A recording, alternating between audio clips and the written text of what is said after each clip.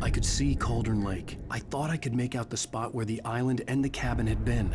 There was a light near it. It had to be a boat.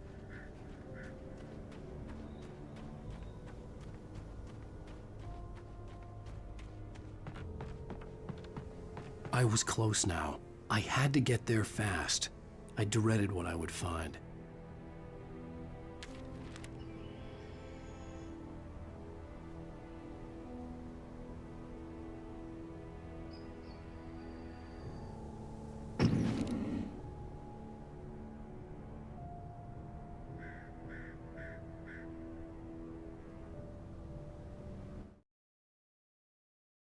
I tried to hold on to Alice, but her form melted away. I was losing control. Dr. Hartman stood in her place. I wanted to hit him, but my arms were jelly. He smiled. It was a reassuring smile, and I hated him for it. I had to give you a sedative. Don't fight it. You went through another rough period. Right now, it's very important that you stay calm. We don't want you to have another episode. You're a patient at my clinic. Have been for a while now.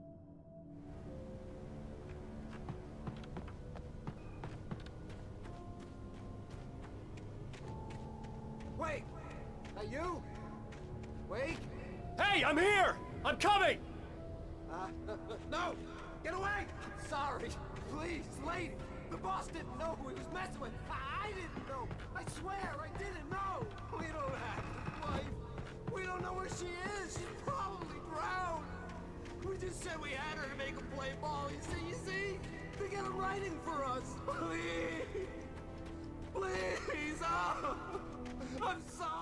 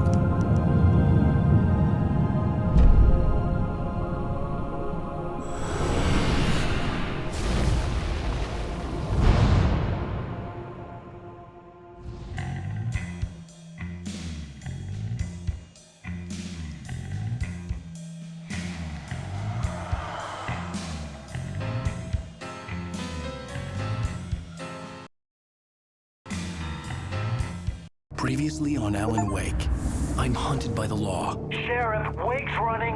I'm giving chase. Are you seriously telling me that Ryder just took out my deputies? A thriller I supposedly wrote is coming true. The genre of the story seems to be shifting. It's turning into a horror story. I was told that Alice had been kidnapped, but that was a lie. We don't have his wife. We don't know where she is! Our purported kidnapper was eaten up by the dark presence before it attacked me.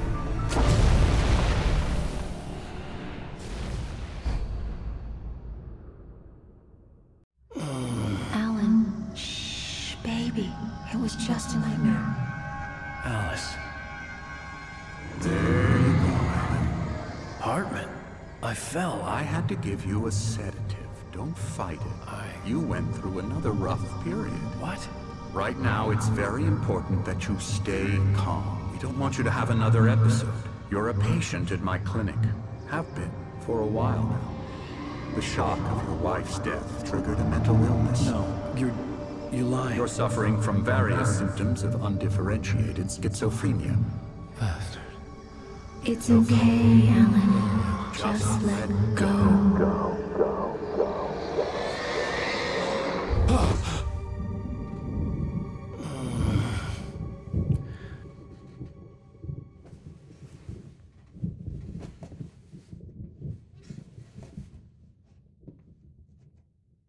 I felt groggy. Whatever Hartman had bumped in me was making me numb. I felt like this was happening to someone else. Someone I was watching on television. I couldn't think. Couldn't focus. There were only empty sheets of paper here. No manuscript pages.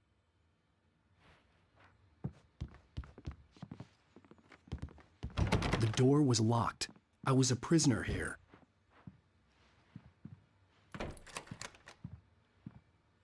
Good evening, Alan. Are we feeling better now? Feeling calm? Yeah. I see you brought your pet gorilla with you. So sure, I'm calm. I get the message. Loud and clear. Quite right. That's the spirit. You're being very brave, Alan. I understand you're confused. I would be more concerned if you weren't suspicious of me. I don't blame you for it. Big of you. Now, why don't you come with me? We'll reacquaint you with my clinic and go over everything you might have forgotten. Little walk and some fresh air? Yes, it will do you good. This corridor is for patients. Most of them aren't here right now. Jack took them out for a fishing trip, except for the ones who are particularly vulnerable, of course.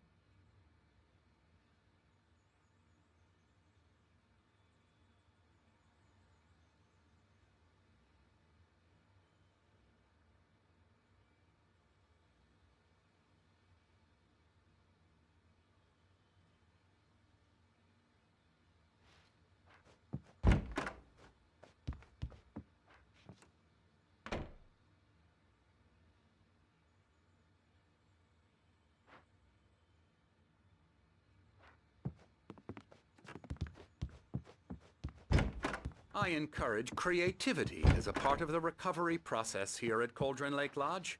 I specialize in treating artists. I bet you do. Splendid, Alan. I honestly believe we can get this thing under control if we work together. This way, Alan.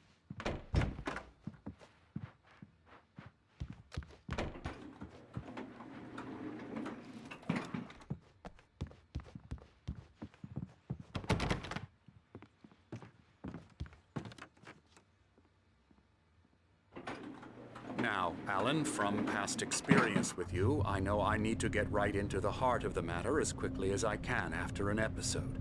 So I'm just going to say this. Alice is dead. No. You're in a very vulnerable state until you understand and accept this. Alice drowned, and you couldn't face that. You're suffering from hallucinations, paranoid delusions, unusual thinking, an obsession about light and darkness, a feeling that everything revolves around you, your thoughts and dreams. Your mind has constructed an elaborate fantasy scenario in which your writings are affecting reality. She has been kidnapped and supernatural forces of darkness are trying to stop you. We go this way, Alan. I wasn't ready for another shot, so I went along with it. He had to be lying. But under the influence of the drug he had given me, I had to fight not to believe his words.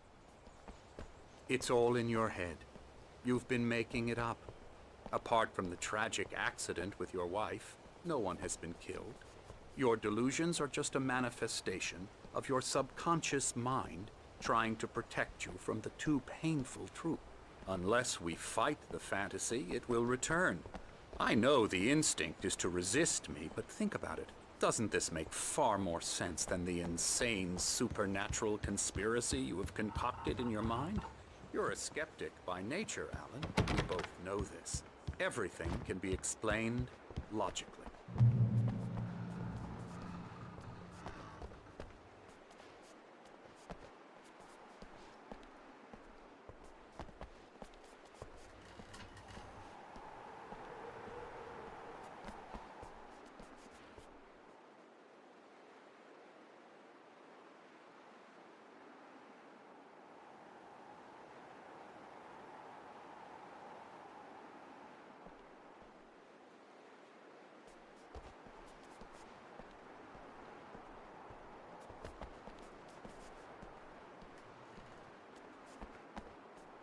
I never get tired of this view. Very inspiring, isn't it? Cauldron Lake spread below us. I could see Mirror Peak on the other side of the lake. I thought I could make out the spot where Diver's Isle had been when I arrived with Alice. Now there was nothing but waves. It seems there's a storm coming. Funny, I don't recall there being a mention of that in the weather forecast. Well, no matter. This way. Follow me. Alan, what I'm telling you is good news. Right now we're in control. Every time you have a relapse, it gets more and more difficult to resurface from the dark depths of your imagination. Not surprising, considering your profession. Imagination is what you work with. After all your nightmares, this should come as an immense relief to you. If it doesn't, why is that? Because I'm lying? Or because you don't want to admit that you're not well? It's very natural for you to think of me as your enemy. It's part of the illness. I let him talk. After all, Hartman I'm the one obviously trying loved to his bring own you voice. out of the His world words you've echoed constructed for madly yourself. inside my head. But I can't I dug my do it nails by into the myself. palms of my hands to stay You need focused. to work with me. Once you accept that, we can begin the journey towards your recovery. Come along. Let's go inside.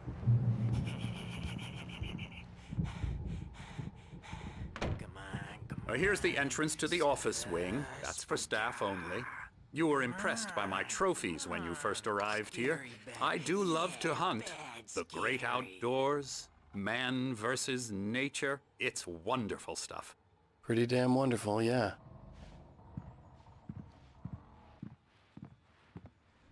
Scary, scary, scary.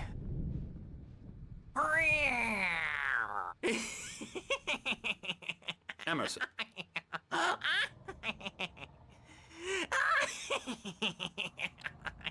I'm a real bad dream, mister. You should be afraid of me. Don't want to run into me in the night, that's for sure. Please, Emerson. Mr. Wake is confused enough as it is. Yeah, you'd like me to go away so you won't be scared. But you can't just decide what kind of dream you have or when you have it. Emerson. Okay, sorry. Boo. That's Emerson. We're actually making some progress with him, I'm happy to say. He works on video Elbow games. strike. Ooh, It's yeah. trash, of course, but it does involve get some him to the head. small creative effort, which makes him receptive to my therapeutic methods. No kidding.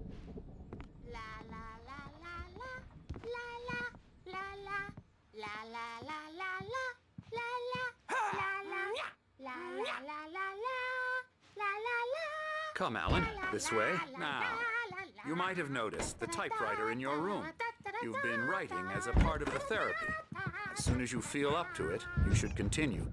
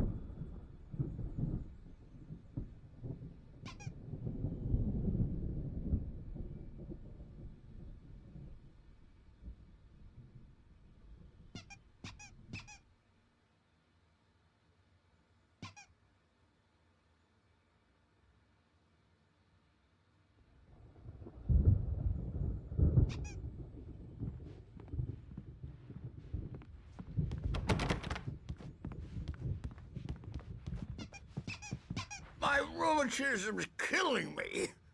There's a storm coming. Oh, what a storm. I hope it wipes this place off the face of the earth. And these two are the Anderson brothers, Odin and Tor. They had how should I put this? A heavy metal band in the 70s and 80s called Old Gods of Asgard. They even adopted new first names to complete the image of Viking gods. After the band broke up, they lived on a farm nearby. They are, well, in advanced stages of dementia. They're well cared for, TLC and all that. There's nothing more that can be done. I'm afraid that the rock and roll lifestyle has left its mark. Oh, that won't do. I'm so sorry to cut this short for now, Alan. The power has been acting up. I'd better go check on it. We'll continue this soon. Meanwhile, when you feel up to it, return to your room and try to write. It really is for the best. Don't you think? I'd like to bash his head in with a hammer. Oh, he'd love to fish out our secrets, but he has no clue. He's not crazy enough. Not crazy like us, Sonny. Yeah! Being crazy's a requirement, Sonny. Who else could understand the world when it's like this? It takes crazy to know crazy. That's the sanest thing I've heard in a while. Say, you're all right, Tom. Hey, we like him, don't we, bro? He's got to go to the farm. The Anderson Farm. Valhalla! We wrote it all down, lest we forget. A crash course. All you need to know to get your head right. You need to find the message. Here, Sonny, here's something for you. Gave me a rash, but I kept it safe from these bastards.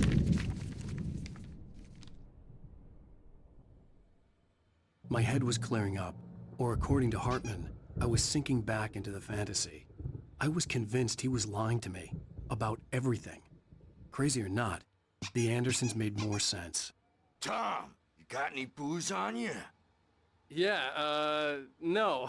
Sorry, We have a guys. stash of the special stuff at the farm. Our own formula. Local ingredients. Medicine clears your head right up. Makes you remember like moonbeams on the brain. Oh, I just noticed. Leather patches on the elbows? That's not very rock and roll. Tom just lost is all. Baba Yaga got to him too, the damn witch. She used us all. Taken from all of us. Took my thunder, the witch. And my ravens, what were they? Memory and thought, the hag. She took something from you too, didn't she? That's what she does. We're better off. This place, the lake, it gives you power. If you're a creator, an artist, haga. Nightmare shifted in their sleep in the darkness of the lake.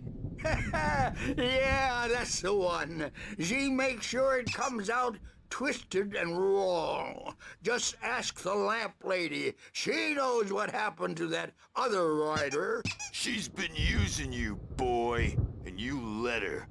You went and opened the door for her, didn't you? Now, it was already open a crack. And whose fault is that? We're morally corrupt, disease-ridden, old and stupid. Doesn't mean he had to open it all the way, goddammit.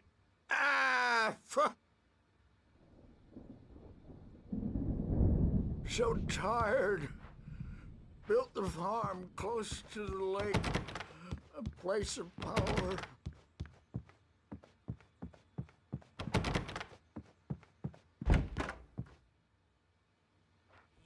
You can't wake up. You can't hurt a nightmare because all dreams are only imagination. They're only in your head, and they're not there when you wake up. So you can't wake up because I'm in charge now, and I don't want to disappear. My nightmare is the publisher people who want to make a contribution so they can say they made a contribution, and then we end up with mullets in there because they think mullets are funny, but it wasn't supposed to be about mullets, and now it's about mullets. And when it's in slow motion, they call it mullet time because the numbers came back from marketing that mullet time is the hook we needed to go big in the target demographic. And they're not even kidding. They say it all like serial killers with straight faces and smiles. My nightmare is the writers who want to make everything from the characters to the toasters talk all the time and express their feelings so they won't shut up. And the writers won't shut up either because they have feelings too. And I have to listen to them because they're not scared of me. And everyone should just shut up. Shut up. Shut up. But I don't see nightmares anymore because I'm too scary for them. I take 2 pills every morning and 1 with every meal and 4 when I go to bed. And that makes me the scariest nightmare of all.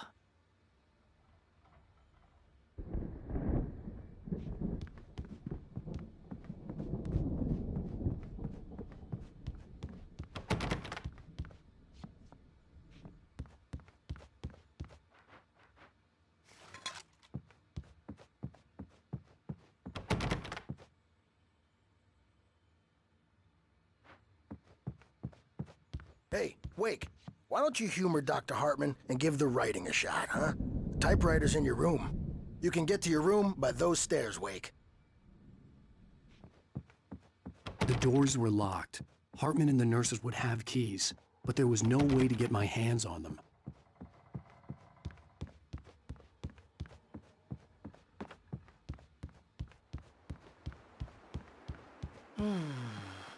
Oh, hello. I've painted you. Okay. I was just struck by inspiration a couple of days ago. Dr. Hartman wanted me to paint landscapes, and that's what I was doing. But now I've been doing these things, a lot of them. The images just keep coming. Dr. Hartman likes them. He has them in his office. Yeah? He's very proud of me. Hartman he wanted me says to I'm write. getting much I better. knew I couldn't, but I figured I should just play better. along for now. It was the only thing I could do with Nurse Birch watching me like a hawk. Well, I guess I'd better start wrapping this up. The storm is almost here. Look at that. I'd hate to be out there tonight.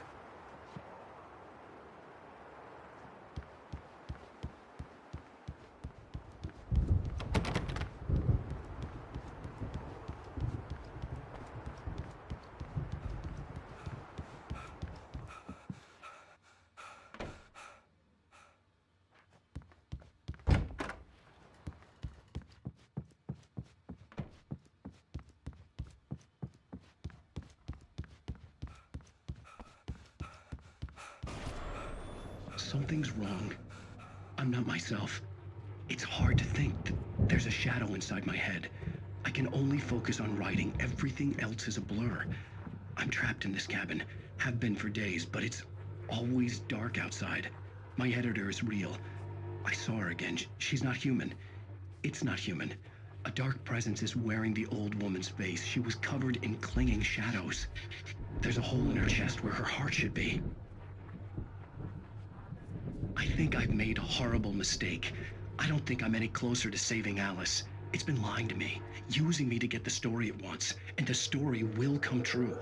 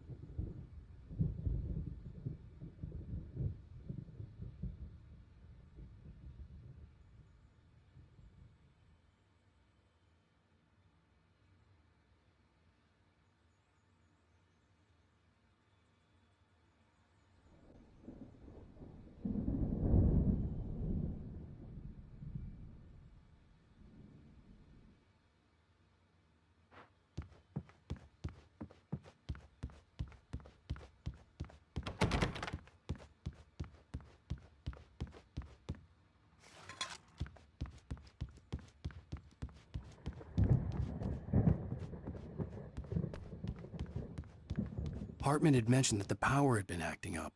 Maybe that was the reason for the generator and the work light on the balcony. The generator hadn't been activated, and there was no key.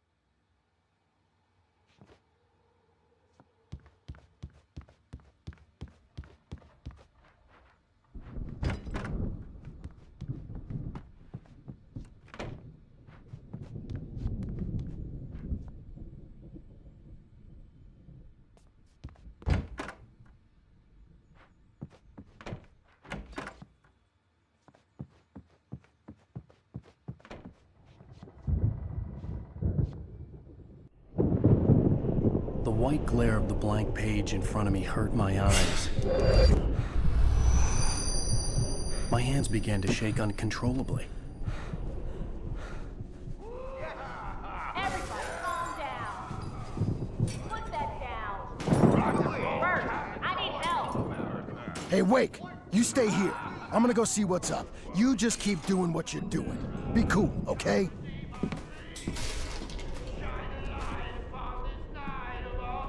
I didn't know what the chaos was all about, but it could be my only chance of getting out of here. I don't know. Here's a friendly poke from Mjolnir, witch. Oh, afraid of the crazy brothers, are ya? Not so weak now, are we? Well, things are unraveling fast, aren't they? Sinclair looked bad. That wasn't a love tap. The crazy old fart hit her hard. If she was one of Hartman's goons, she had it coming. I had to get to Hartman's office. He had taken all my manuscript pages. That's where he'd been keeping them. Come out and face the music, Birch! It's time to pay the piper! Maybe you could come out and beat our wrinkled, adult, diapered asses for it, since you're so tough, Bert.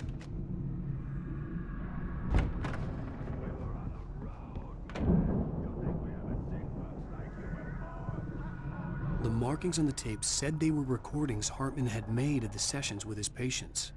I saw Alice's name on one of them. For a moment, I couldn't breathe right.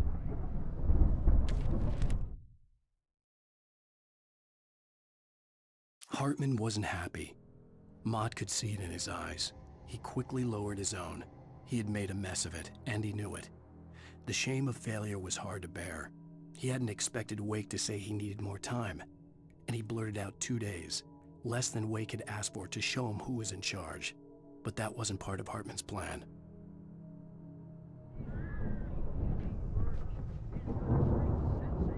Now, Mrs. Wake, can you tell me about Alan's problems? He's more and more out of control all the time. The parties, he's so angry all the time. He's getting violent. Do you mean with you? No, not with me. No, never. Sometimes I almost wish Alan would take a swing at me, because at least that'd lead to a conversation he couldn't just march out of. But no. Alan doesn't really sleep. And the work, well, he's not writing at all. He sits there for hours and just gets more and more frustrated. And I can't talk to him. Yes. Tell me, Mrs. Wake, what would you say to him if he'd listen? I don't know. I want to say, I look at you, and it's not you. Just some stranger who resembles you. Looking out from behind your eyes, and I don't like that guy much. And now it's all gonna go to hell. But you don't ever say this. No. I've tried, but he's not listening. He's too deep in his own problems, always going on about something else. I'm so afraid I'm gonna lose him, and we're not even talking anymore. He doesn't let me in anymore. He just keeps me in the dark. I'm so alone here, even when he's home. Please help me, Doctor, because I'm at my wit's end. Well, if you can just get him here, I'll absolutely do my very best. Yeah, but Doctor, you need to be careful with him. He's not just going to listen to you and cooperate. He's the most stubborn man I've ever met. Well, I'll be sure to bear that in mind. Hearing her voice, what she was saying made me happy and sick and guilty all at once. Worst of all, I recognized the words. The phone call from her. It had been a cut-up of this. Just a recording.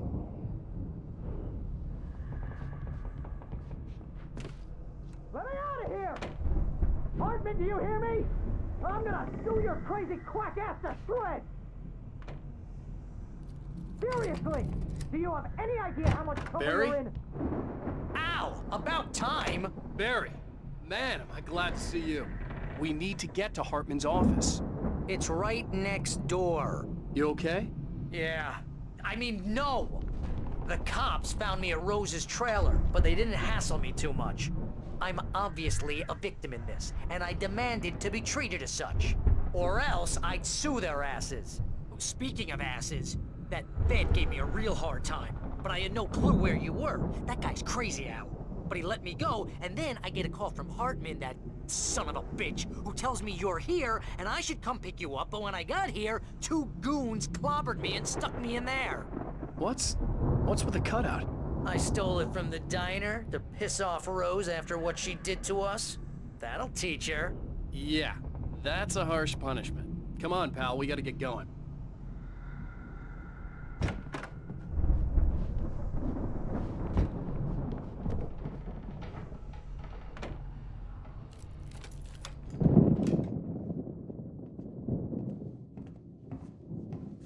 These were all the pages I had on me. And more.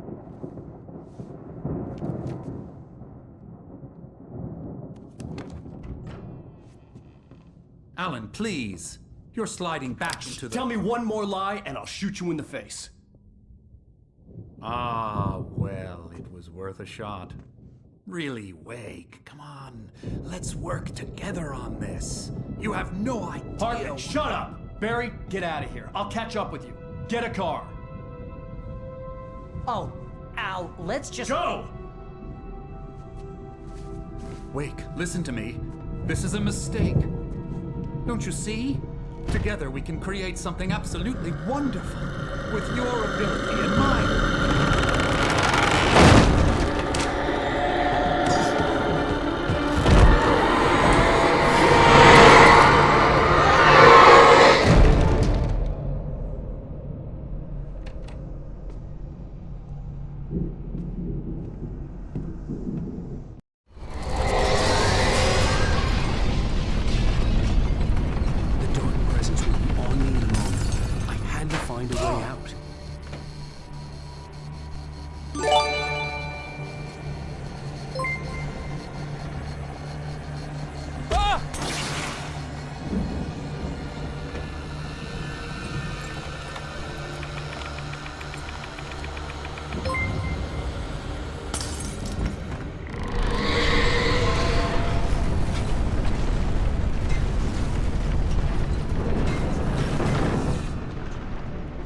Light to get the possessed bookshelves out of my way.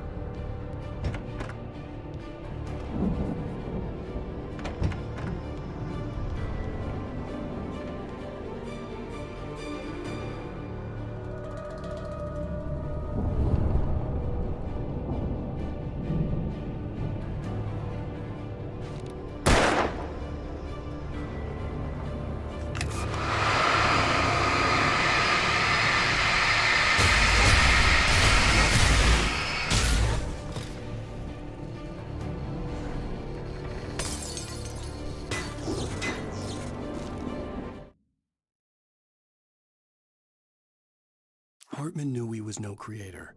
He had no ambitions on that front, and he certainly didn't want to end up like every artist he had worked with here, damaged in ways that were hard to describe, or worse. It was enough for Hartman to maintain creative control and provide direction, to be a producer. That was what most of these people were in need of anyway. Of course, suitable subjects were few and far in between.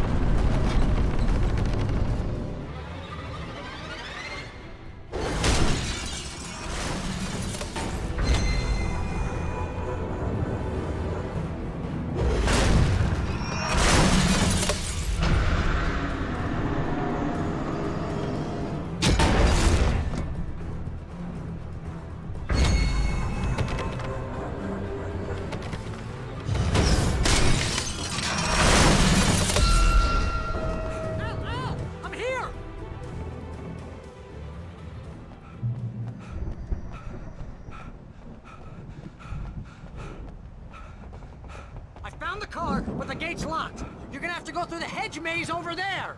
Barry, I don't have a light. Take this, Al. Oh, God! Look at the house, Al! Look out!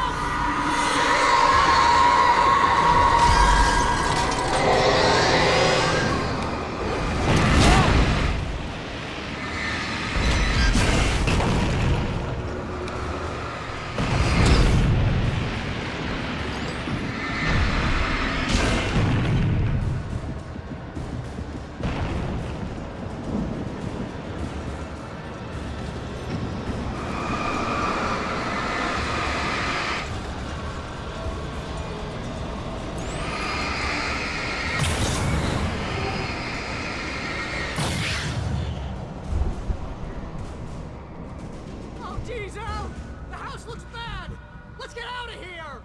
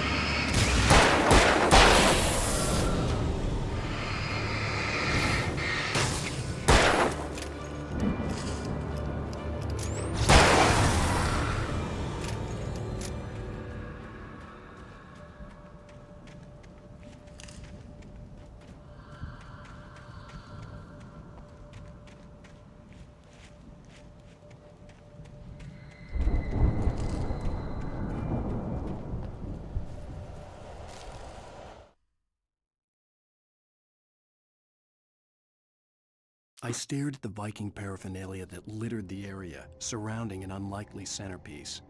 A full-size stage complete with an impressive sound system with all the trimmings, including a dragon. It took a special kind of crazy to build something like this in a remote field. When the sky split open with a deafening boom and the music started blasting, it felt strangely appropriate.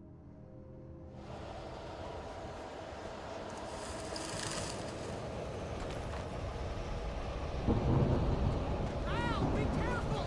I can see them moving around! They're coming for you!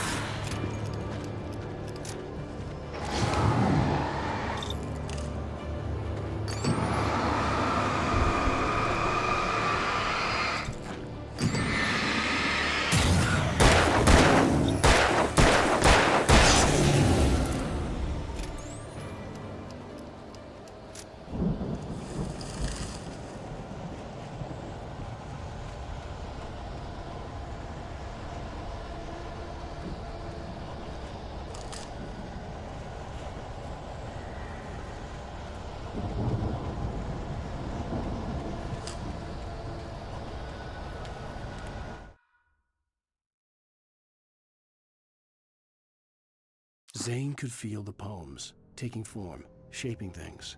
As he experimented, he imagined he could almost feel the power surging through the keys of the typewriter. It exhilarated him. But there was fear, too. If not for his young assistant Emil, he would have given it up. But Emil convinced him otherwise. He too had a way with words. Hartman followed the fall of Alan Wake with his binoculars. When the rider hit the water, he ordered Jack to take the boat to him. The spot was easy to see in the dark, even with all the extra lights in the boat. The flare floated and kept burning even in the water. Jack turned the radio louder as the engine sputtered.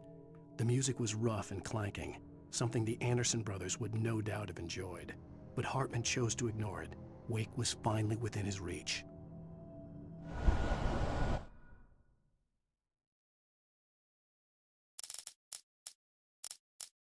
Hartman hurried down the corridor. He had disliked leaving Wake when he was surely at his most susceptible to therapy. But this was not an ordinary storm. Wake had been writing, and he had woken something up in the depths of the lake. Now, it was coming for him. Hartman had naturally prepared for a situation like this. The idiot brothers would keep Wake distracted while Hartman double-checked everything, just to be sure.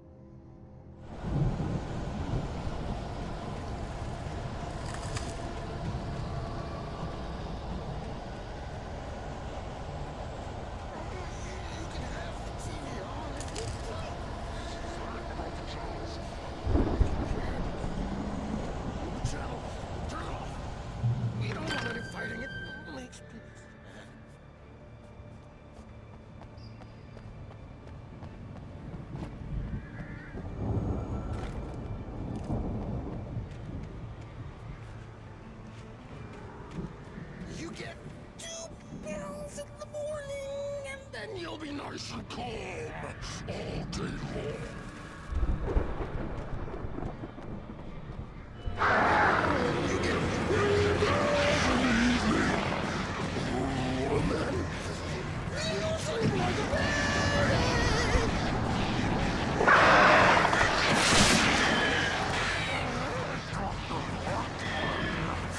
What seems to be yours? That way you don't have any trouble, and I don't have to punish anybody. Stop struggling.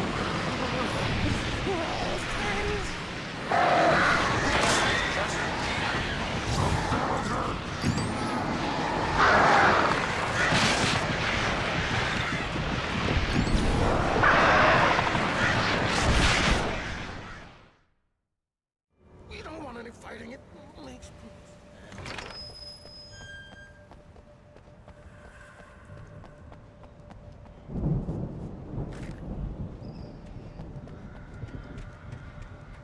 You get 2 pills in the morning, and then you'll be nice and calm all day long.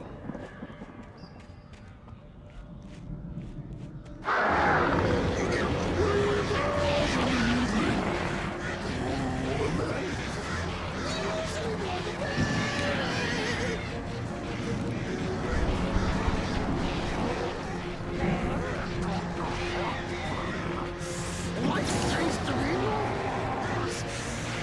That way we don't have any trouble, and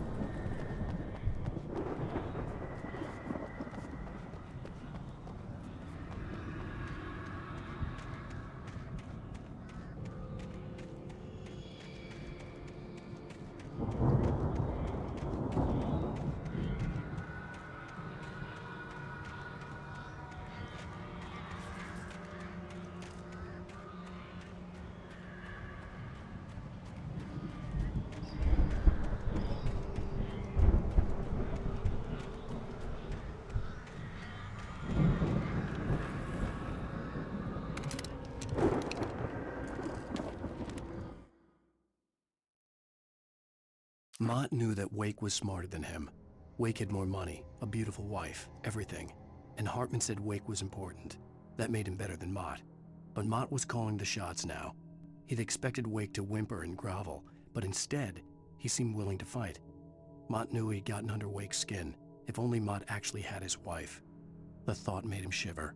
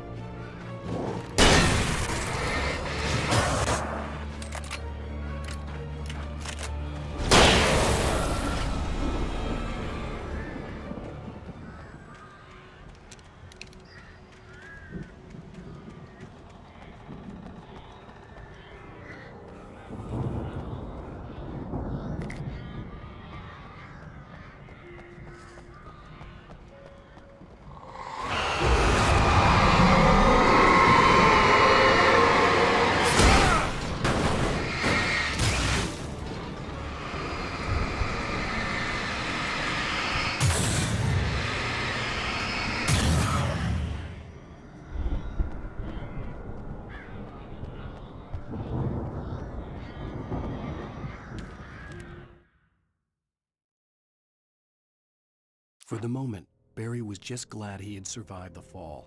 He had been separated from Al, and there was no easy way to climb back up. He told himself he'd be okay in the gloomy forest at night. He would just have to wait for a while for Al to find his way down. Barry turned when he heard the heavy footsteps and saw the movement. The man-shaped shadow lunged at him from the bushes, an axe held high. Barry screamed and threw up his hand. The world exploded.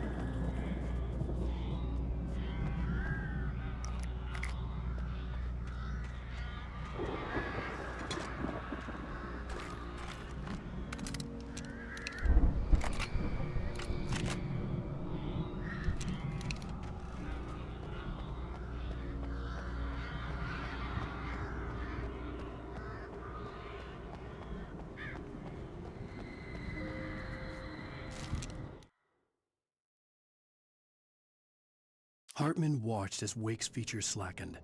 The man was bullheaded, no doubt. Even lying on the bed, he'd almost broken Hartman's nose the second time. But with a little time, he could break Wake down, give him proper direction. Wake was easily the most promising subject he'd had. Well, since Tom, really. "Sleep well, Alan," Hartman whispered with a smile. "Let me take care of you." He sniffed hard to clear his throbbing nose, swallowed blood, and barely tasted it.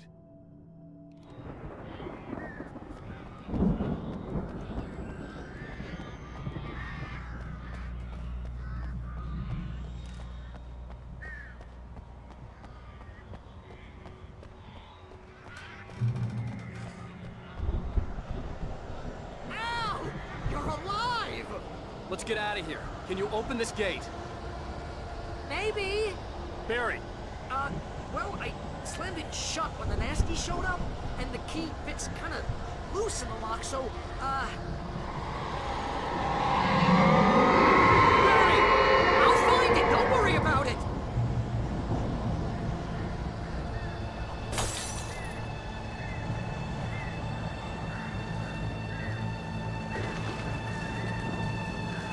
Hurry up, Barry! I'm on it! I'm on it!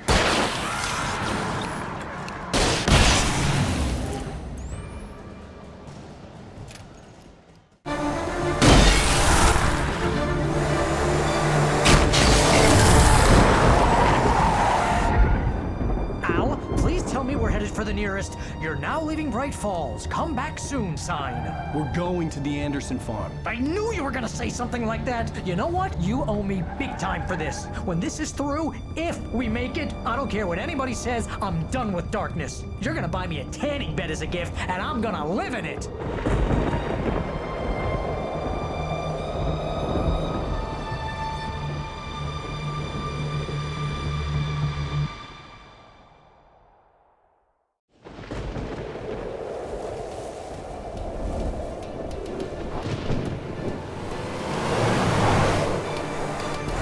Crazy, but that's fine, Barry. Oh, you got that right, Al. You're barking mad. You are by far the craziest— But maybe that's inevitable when you deal with crazy stuff like this. It helps.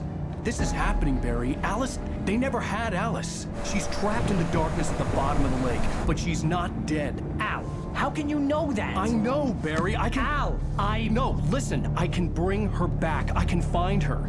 There's something special about this place. The lake, it does something to the works of art created here. It makes them come true. But there's a catch. The dark presence, whatever that thing is, twists it to its own ends. That's why all of this is happening. It's using my manuscript to take over everything. Al, I believe you. It happened to Thomas Zane before, it happened to the Andersons. I believe you. Crazy or not, you're not delusional. Weird shit's going down. That's a fact. I'm on board, man. I'm with you. The Andersons knew about it, but they were too far gone to tell me with all the drugs they were on. But they wrote it down. There's a message somewhere at their farm, Barry. We just need to find it. Look out!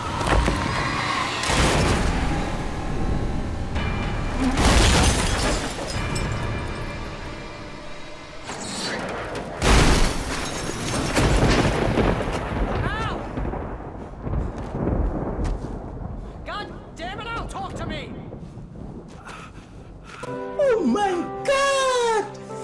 Wow! I had lost my gun in the crash. Barry was nowhere to be seen.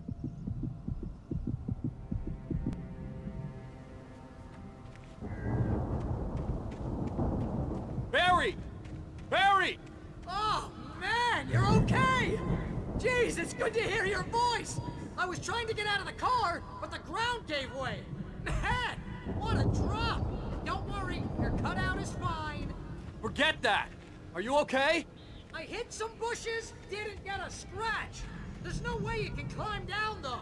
It's like a sheer wall. Al! There's something moving down here! Barry, it's a Taken! Use a flare, Barry! Yeah! Barry, are you all right? I'm good, Al! I'm great!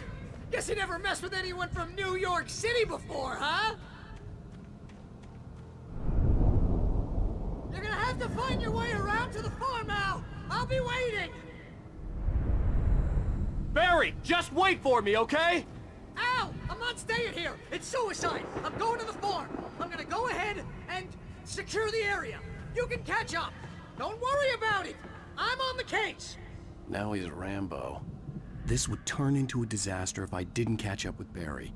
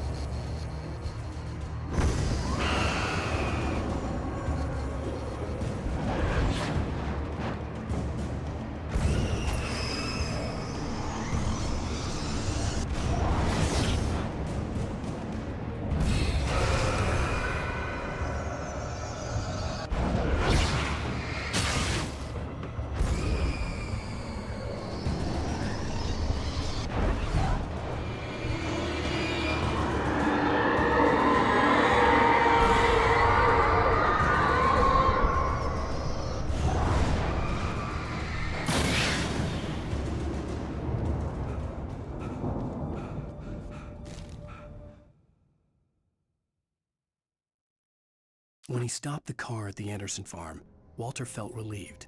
Oblivion was close at hand. The brothers wouldn't miss a jar of moonshine or two in the booby hatch. But then he saw the man on the porch, and he knew who it was. Driving for his life and knowing it was useless, he didn't realize he was crying until he couldn't see the road for the tears. Hello, motherfucker.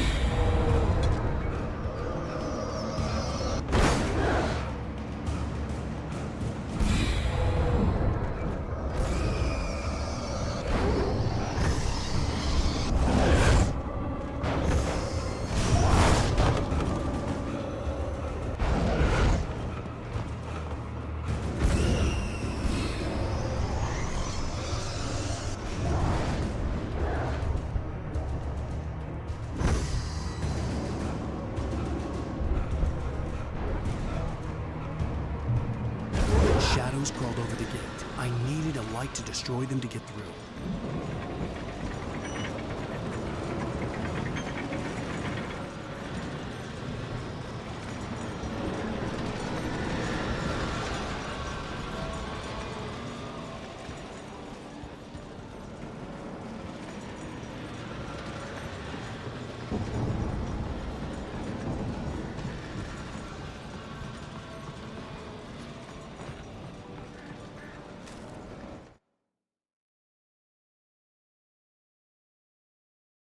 Agent Nightingale stared at the passed-out rider.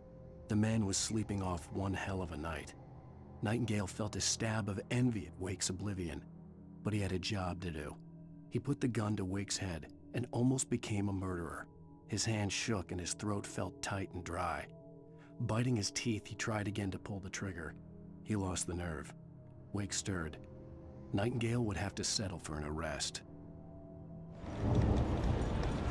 I hoped there'd still be a working generator somewhere around here to power up the old lights by the gate.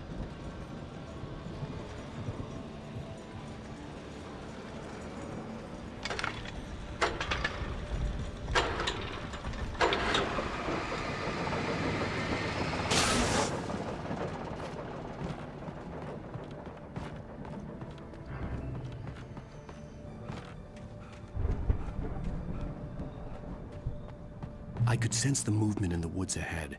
Facing the enemy without a weapon was dangerous, but I had no choice.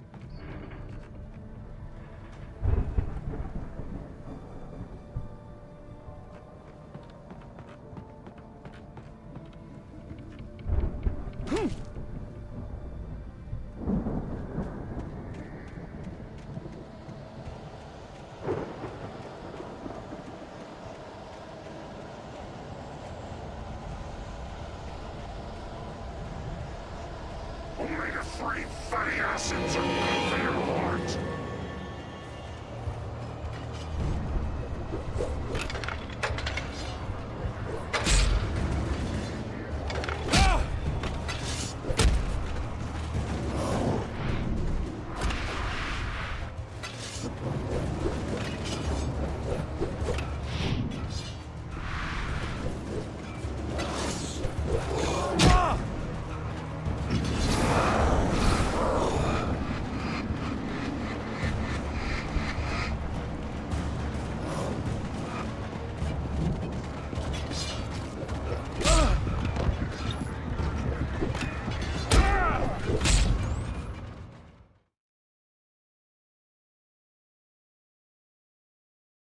I could sense the movement in the woods ahead.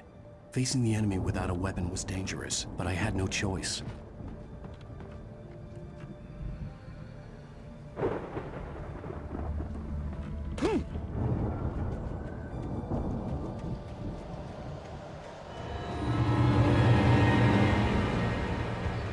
Omega-3 fatty acids are good for your heart.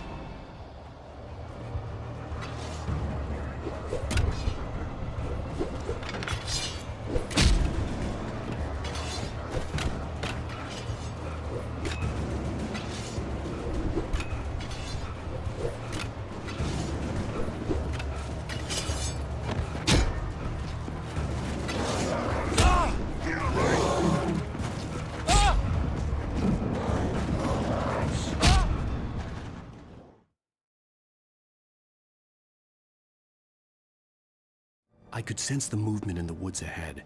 Facing the enemy without a weapon was dangerous, but I had no choice.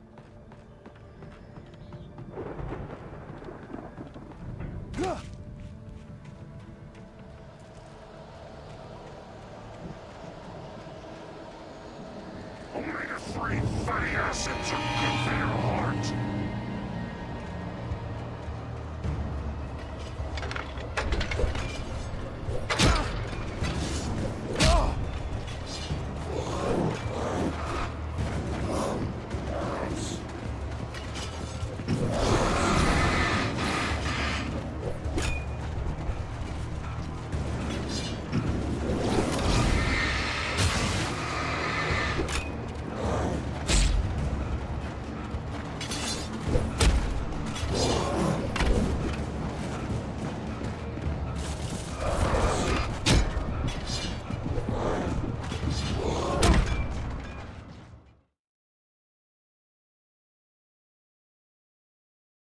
I could sense the movement in the woods ahead. Facing the enemy without a weapon was dangerous, but I had no choice.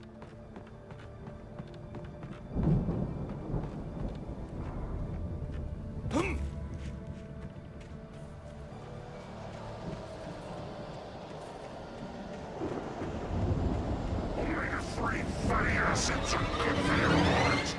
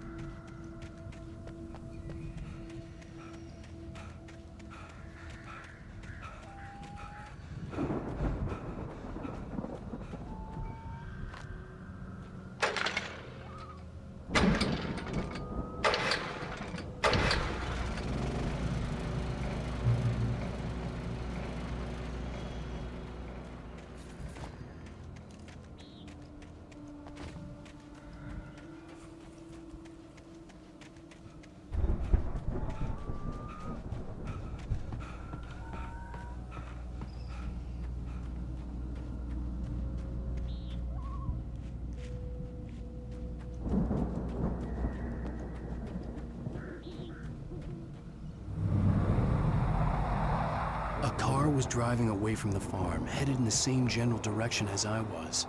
For all I knew, it was Barry, caught in the consequences of leaping before looking.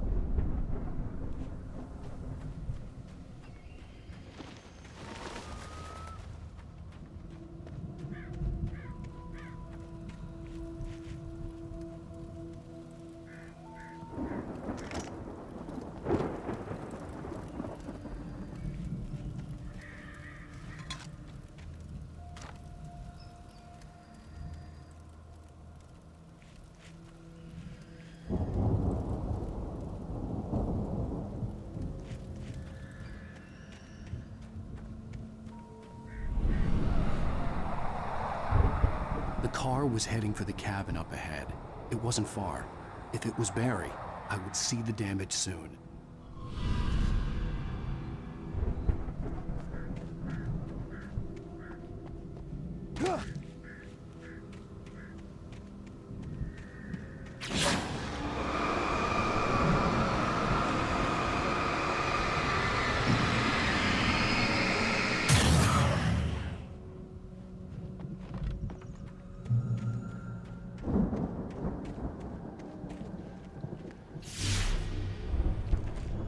I'm trying to deliver each page to the right time and place. I'm trying to show you how the story goes. I had seen glimpses of the light before. I had seen it in my dream. It was a strange spaceman or a diver in a bulky suit. He was the one who'd been placing the pages on my path.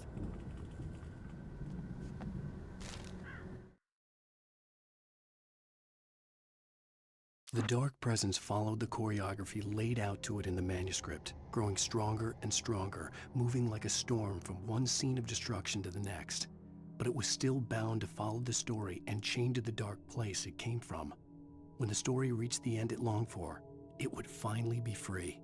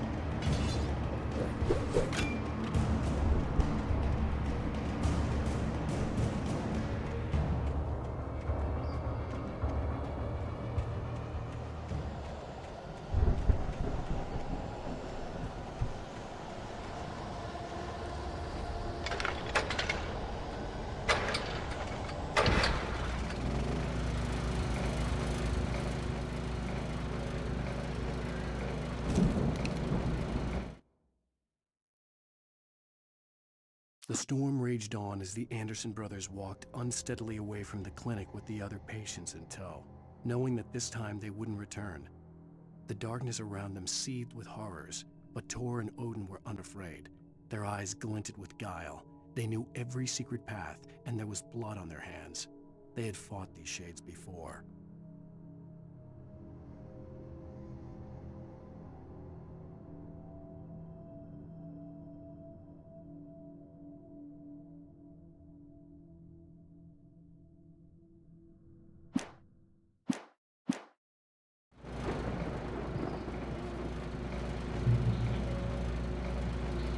Someone had left a gun behind. Now I had a fighting chance of reaching the farm.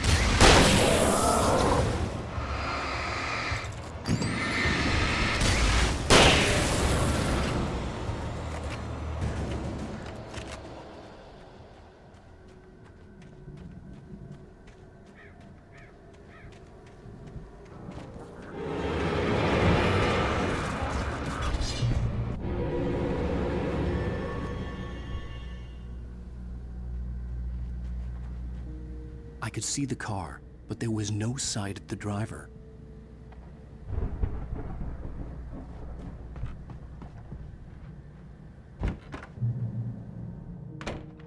Hello? Anybody here? Barry! No! Danny, you're not! Please! The front door was locked. What are you? No! Don't! I'm sorry!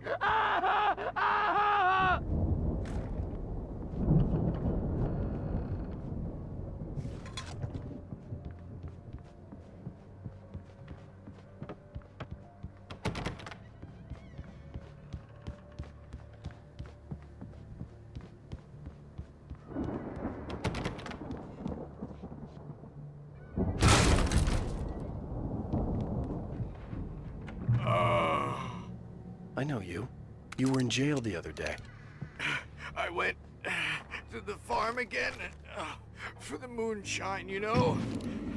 It makes you see. They're not gonna miss it. They're in the loony bin. But my buddy, Danny, I lost him. Something's gone wrong with him. It's not him. Like a real bad follow-up to a real good movie. The best friend's suddenly the bad guy. Who wrote this crap anyway?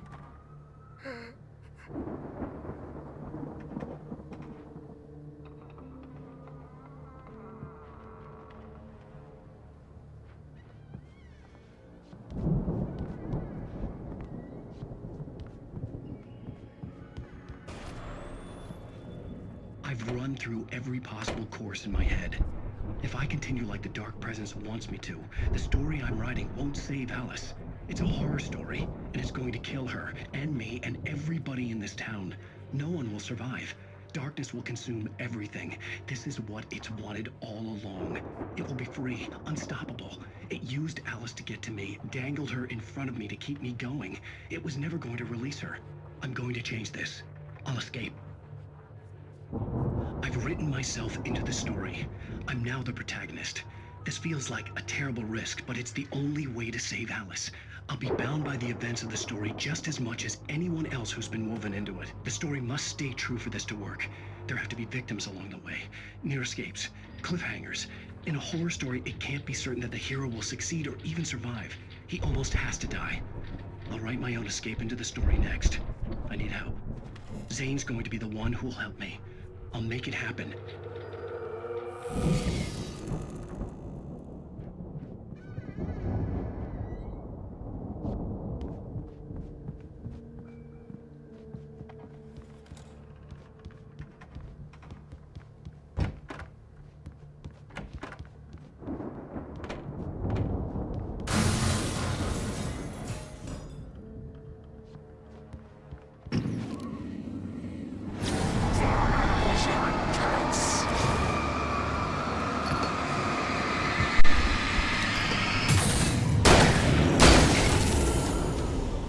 Let me guess. Danny, huh?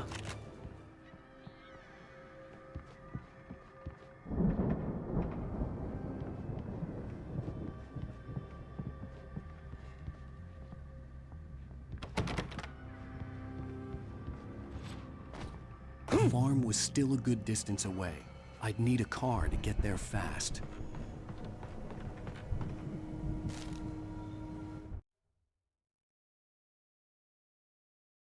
For a moment, Hartman considered strangling the idiot. Mott was mean-spirited, but easily manipulated, an emotional infant who lived for his approval. Wake, by contrast, was a far more difficult subject. Mott had given him too much leash. In 2 days, who knew what could happen? Hartman would have to find a way to rein him in, and quickly.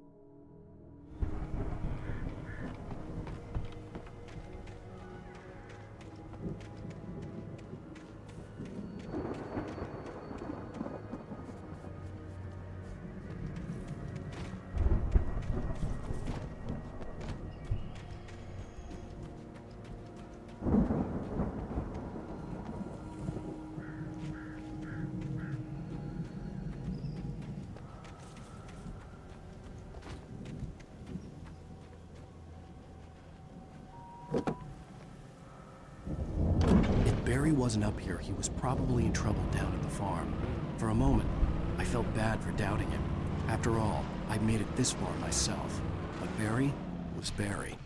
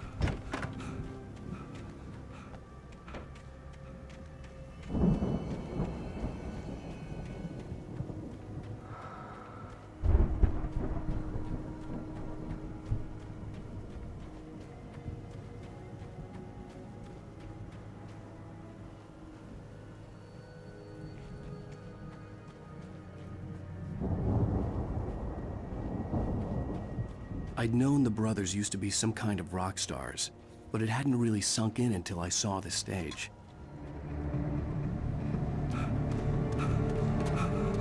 Al! Run! Incoming! There's too many of them!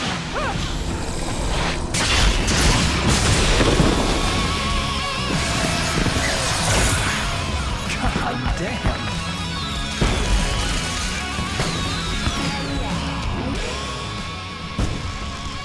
I'm so glad you decided to go it alone, Mr. Bronson. Shut up and shoot! Al! We have to fight them off! I can set off more of the fireworks from here and help you out! Hey, Al! Did you notice there's a lot of ammo and stuff around? This place is stopped! Al! Hold on! I'll try to get the stage lights on!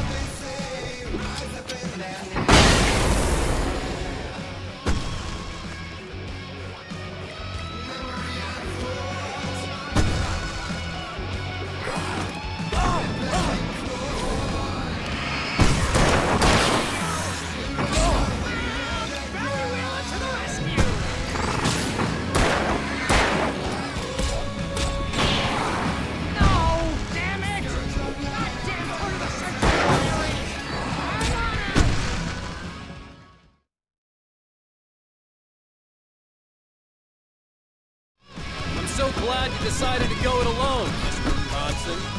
Shut up and shoot! Al! We have to fight them off! I can set off more of the fireworks from here and help you out!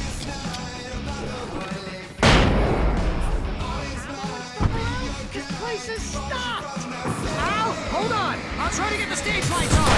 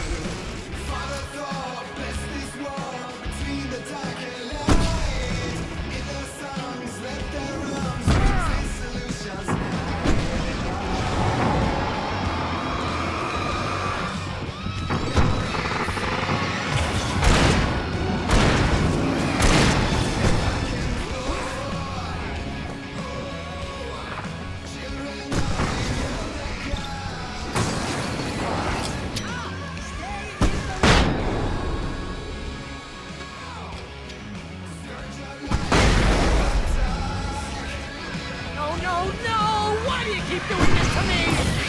More battery, please, please, please!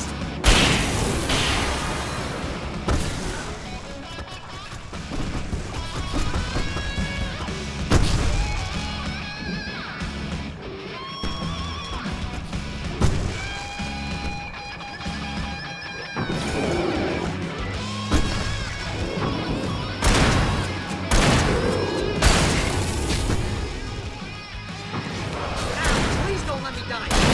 Oh, if I buy it, this is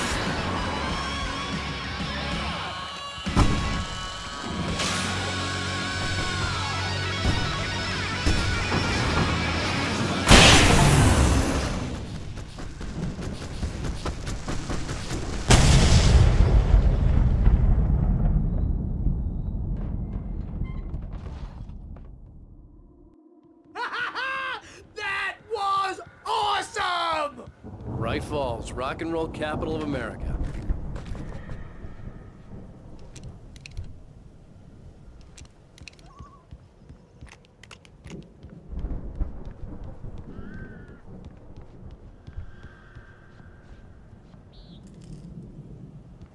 Hey, Al! This way to the farm!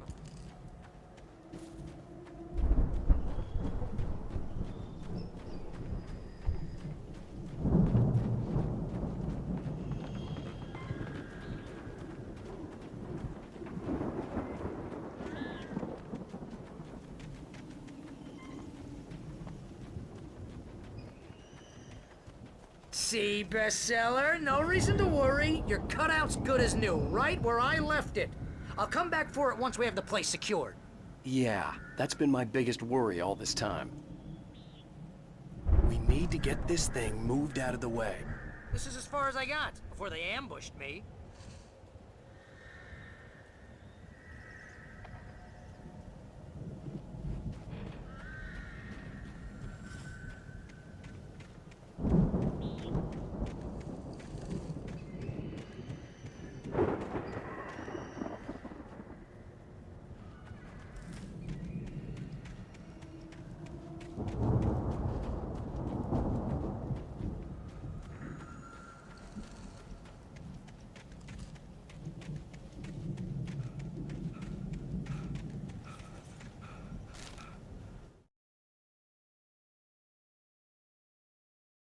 As the deputies hauled Wake and Wheeler away, Agent Nightingale eagerly examined the stack of papers Wake had been carrying. It was incomplete, a collection of random pages, but there was enough. He saw his own name in there, among others. His hands shook with emotion. Finally, it was proof. He had been right all along.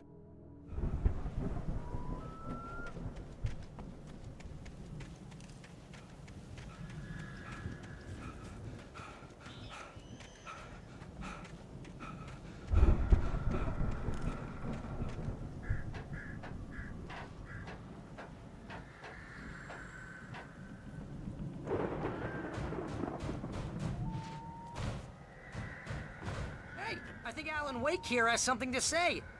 What's that, Al? Ooh, I'm Alan Wake. I'm always right about everything. And if I don't get my way, I'll sulk all day long. I'm always intense and moody. It makes me very attractive and mysterious. Right now, I'm just standing here because I need my best friend Barry to carry me. But that's okay. I can just take him for granted. I think I see what you did there. Yeah, it was pretty good. You want me to do my imitation of Barry Wheeler? No? Thought so.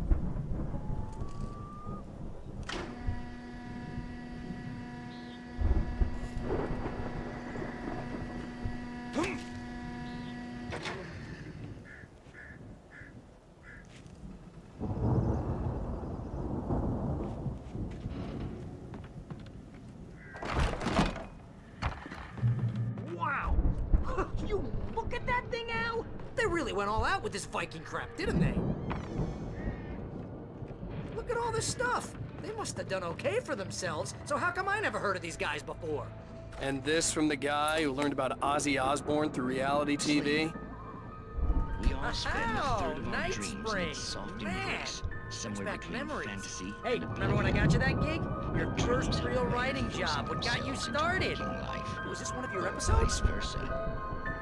In Night Springs. Tonight's episode, The Dream of Dreams. That's by someone else. We join Mr. Jones as he explores the endless dreamscape, only to be brought to a sudden stop by a decidedly mundane situation. A long line of people. Hey, Jones, right? Listen, we're gonna have to wait until His Highness over there is good and ready. Oh, wow. Who's that? You don't know him? What are you, new? He's the guy dreaming us. Well, not just us. He dreams everything. All of this. But wait, no. I'm the one who's dreaming. I'm asleep. Isn't this my dream? Oh, yeah. Sure. Get real, pal. You're just another dream. I'm a dream. You're a dream. weirdo in the diving suit is a dream, and the girl made of smiles and sunshine is definitely a dream. But I'm pretty sure I'm dreaming this. Well, maybe you're a really confused dream. What am I, a shrink? All I know is I'm going with the smart guys, and they say that's the guy doing the dreaming. Right there. I don't know what that means. It means we keep him happy. No sudden falls.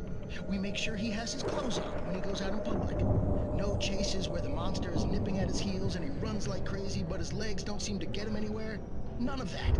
Because if he wakes up in a cold sweat... Oh. Yeah, precisely. So we wait till he wants to move on. Keep things nice and calm. Hey, something's happening here. Yeah? What's that? What? Can't you hear that? Oh, God help us, it's an alarm clock. Oh, it's you, isn't it? Please, man, I got a wife and kids. Please don't wake.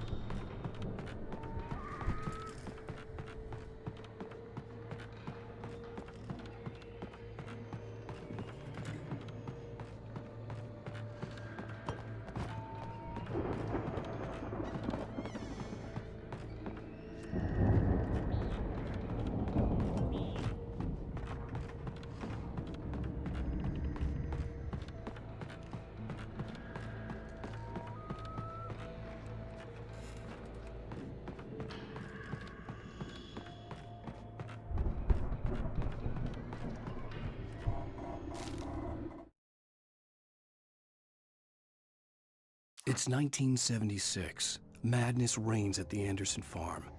Contrary to all logic, the headiest ingredient of their moonshine is unfiltered water from Cauldron Lake. The Andersons feel like gods. Odin can't stop laughing. He contemplates cutting his eye out. Tor runs across the field, naked, shrieking, hammer in his hand, trying to catch lightning. Their songs have power. Something ancient is stirring in the depths, coming back. The Viking boat looked imposing, almost like a battering ram.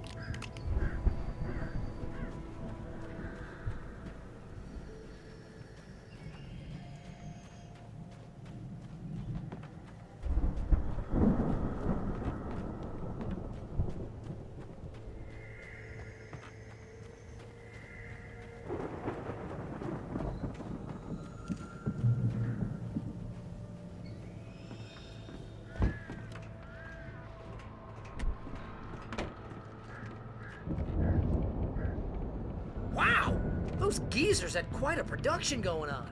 Ooh, you know what, Al? If we make it through this alive, I'm gonna start representing them. Yep, sell this stuff online, maybe get a reality show going, release a new single. Good luck with that, pal. Hey, you find us a way out of here, okay? I'm gonna take a closer look at this stuff.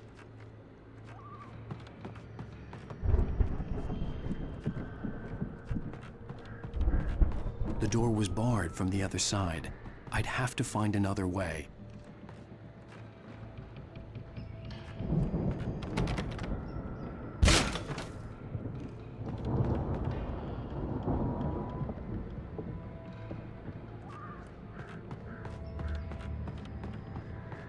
Be careful, Al!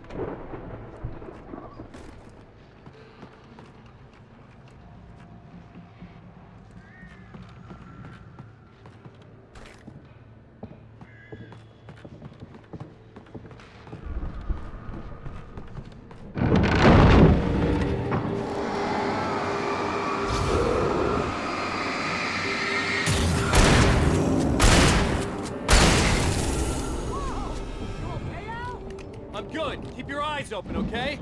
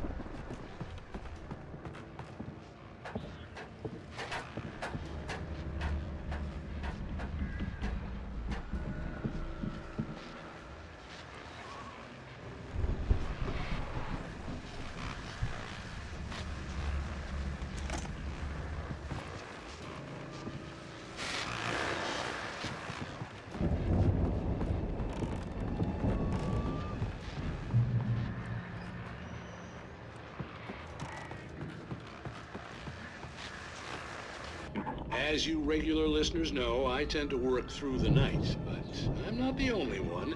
Deputies Mulligan and Thornton are taking a couple of moments off their busy schedule to join me here in the studio.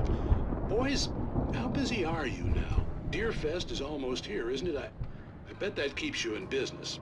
Pretty busy, yeah. Actually, Pat, we've been real busy with other stuff, which concerns an ongoing investigation. We can't talk about that, Thornton. I wasn't gonna say anything. I was just saying we got, other irons to fry. And how would you compare your workload to last year's?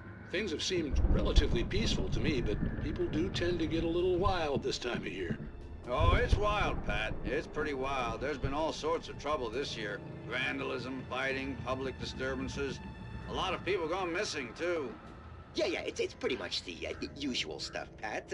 Just, a lot more of it. Now, is it just me, or does Deerfest get wilder every year? People seem to be more drunk, at least, or they start earlier and younger. Oh, it's definitely not just you, Pat, but... Definitely, Pat. Hey, I'm talking here, Thornton. Oh, shoot, I lost my train of thought. Not just me.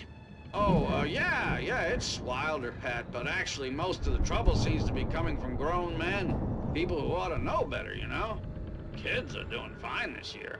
Well, that's nice to hear at least. Boys, I want to thank you for stopping by. I'll let you get back to your patrol. Sure thing, Pat. Yeah, sure thing, Pat.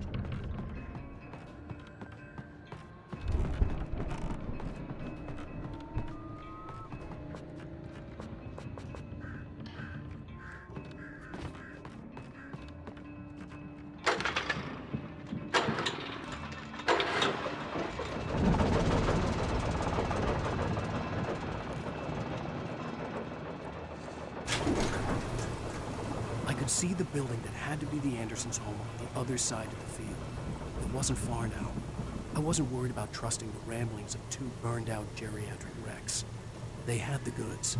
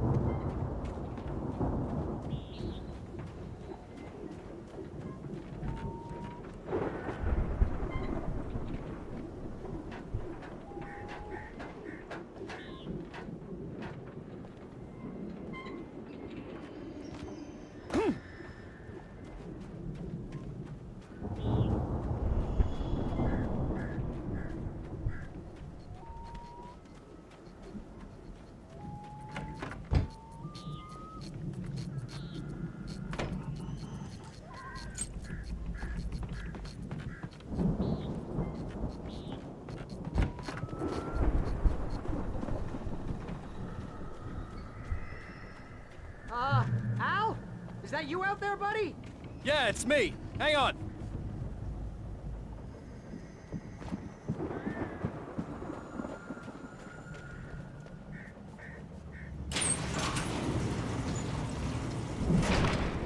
Hey, let's go, man.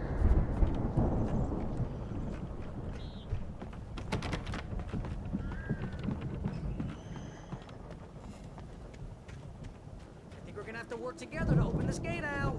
Looks pretty heavy. Ah! Hey, I think that's the farm on the other side of the field. We're almost there. This farm is a crazy place for crazy people. We should feel right at home then.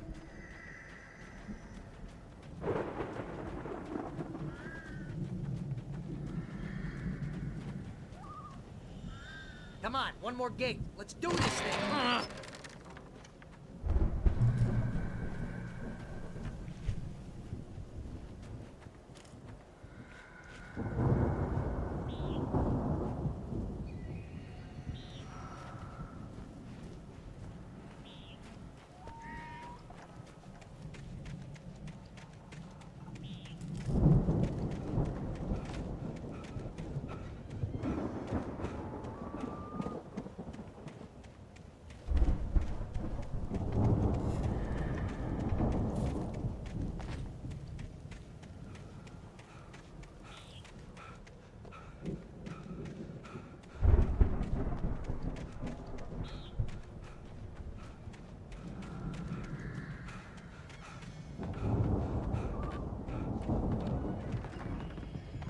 The lights are out. I guess we better check the fuse box.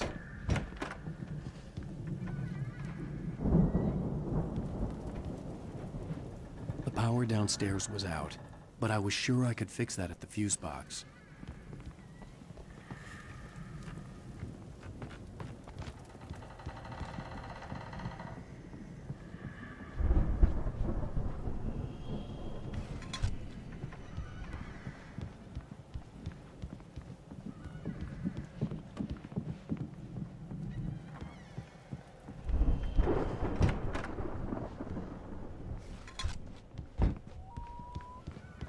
You know, this place looks kind of lived in. I thought the Andersons were in the booby hatch. Yeah, I don't think they keep too close an eye on them at the clinic. They seem to slip away a lot so they can get wasted. No kidding! Those guys sound awesome.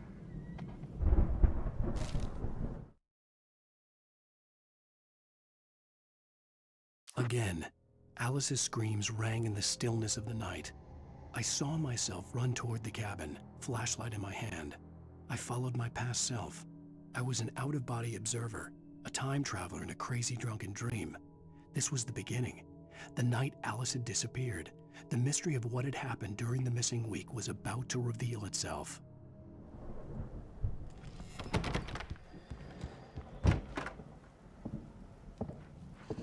Come on, Al, let's get the lights on, huh?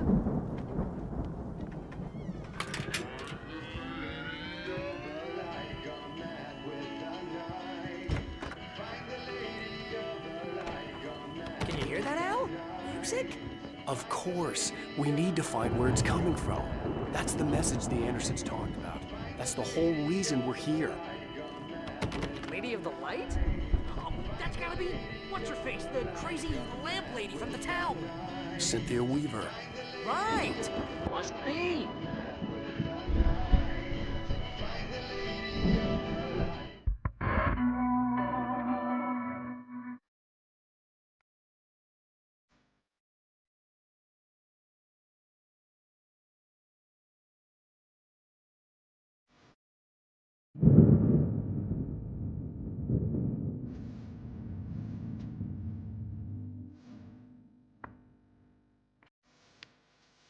Okay. We need to find Cynthia Weaver. We'll stay here for the night and head back to town as soon as it gets light. Hey, Al. Lots of hours before dawn. Might as well get some rest. And by rest, I mean drunk. Come on, Barry, this is... Yeah, what the hell?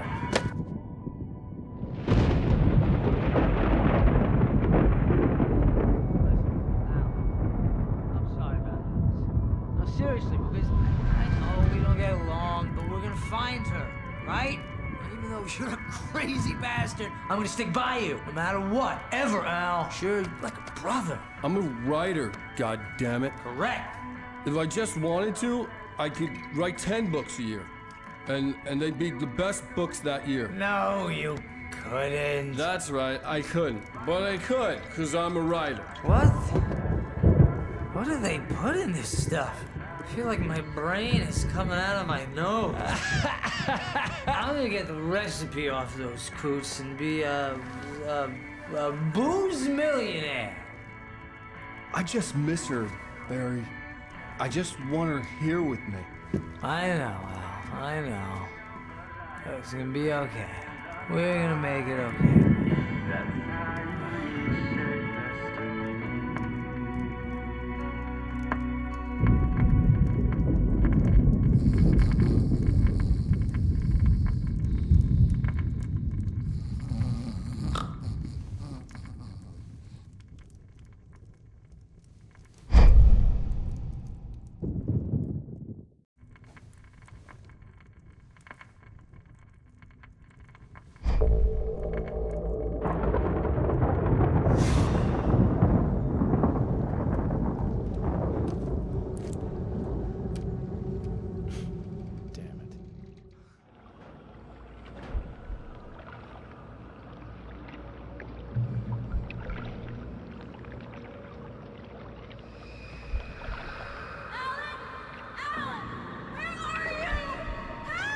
Alice, I'm coming!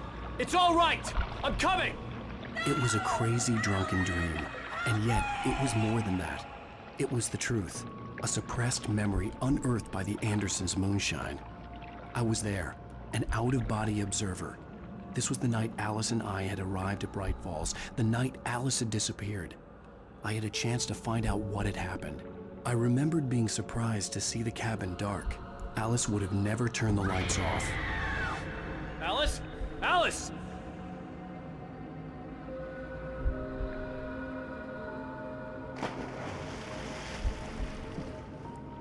I remembered thinking I caught a glimpse of her form underwater, sinking into the darkness. Diving after her was the last vague memory I had of that night. After that, the next thing I could remember was waking up behind the wheel of the crash car and finding the first pages of the manuscript.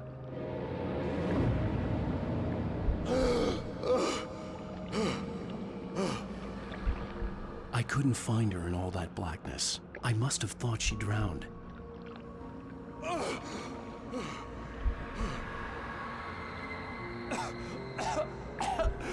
Alice! Jagger had Alice, and so she had me. Alice!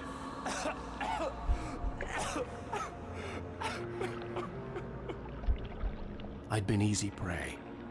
Look at the cabin. Is there someone in the window? Alice? Maybe she didn't drown after all. Maybe she's inside. Alice! Yes.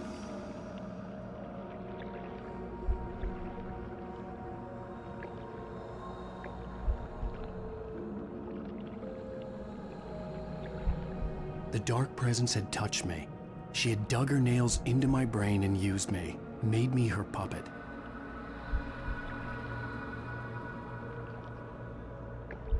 She must be here somewhere. Maybe upstairs in the study. Alice! Yes, that's where she is. You can apologize. Alice! You'll laugh at the whole thing together and put it behind you.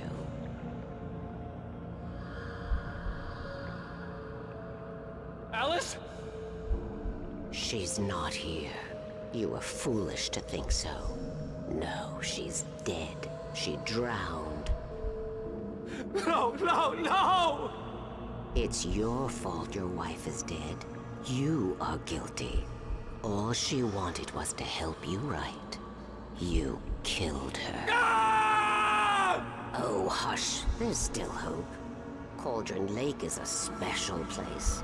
Here, you have the power to change things. She wanted you to write. I will tell you what to do.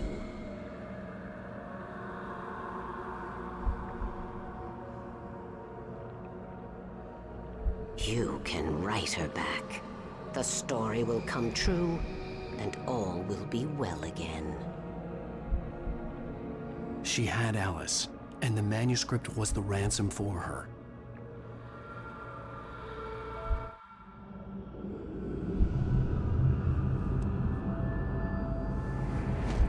Yes. All right. I'll fix it.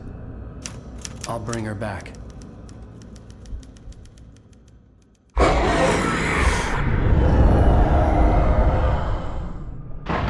No. I wrote it. I remembered it all now. In the dark, I'd written for days, a week, almost a complete manuscript of a novel entitled Departure. Jagger had been my editor, whispering in my ear, making sure that the unfolding story would make her more and more powerful.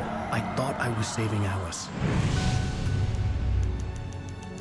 Even with the cobwebs she put in my head, some part of me had been aware enough to write my escape into the story, to bring a light into the cabin to release me before I could finish, to interrupt the horror story before the ending, where darkness consumed everything and everyone. Zane was weak and far away, but I had written him into the story, and his light had been enough to set me free. It isn't here now. I'm here because it was written. I brought the light to set you free. You must hurry. It will know I'm here. It will be back soon. It stole the skin of my Barbara a long time ago. She looks so old.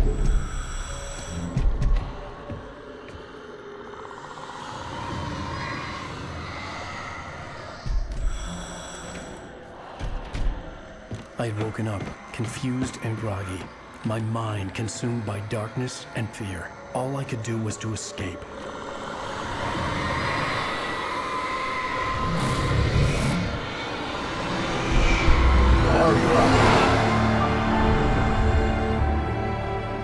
The week spent in the cabin had taken its toll. I was barely conscious and fading fast. It had to have cost Zane terribly, thrown him even deeper into whatever dark place he now haunted. But he had managed to weaken the dark presence, kept me safe that night.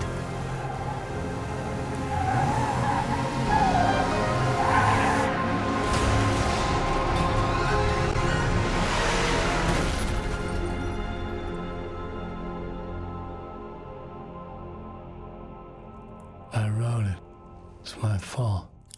That's right, James Joyce. It's your fault, and you're gonna pay for it.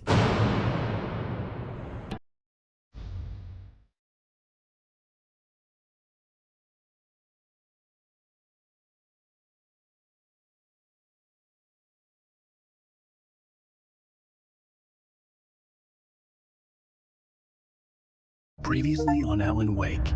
Under the influence of the dark presence, I wrote a horror story that is coming true. Jagger had been my editor, making sure that the unfolding story would make her more and more powerful. Some part of me had been aware enough to write my escape into the story. Together we can create something absolutely wonderful. The lake, it does something to the works of art created here. It makes them come true. My mom gave me this old light switch. The clicker. Alice is being kept in a dark prison. I need to find Cynthia Weaver to fix this. It's your fault, and you're gonna pay for it. Well, we're expecting a record crowd from the neighboring counties. Naturally, we hope to break the record set by last year's Moose Fest in our neighboring town, Watery. Ladies and gentlemen, some people have asked me, what's the big deal about Deer Fest? And I think that this sums it up. It's about friendship and community. We've got a great party coming up, but let's try to hold it in until tomorrow and get through the night in one piece, all right?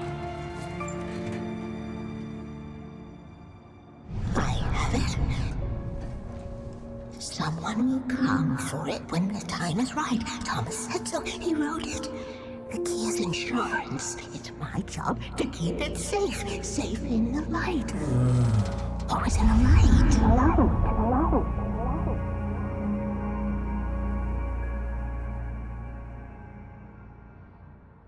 All the manuscript pages were gone. The FBI agent had taken them. I think my tongue just took a crap in my mouth. Ugh. Oh, wait, we're in jail now? Ow. Hell, this is not good. That about sums it up.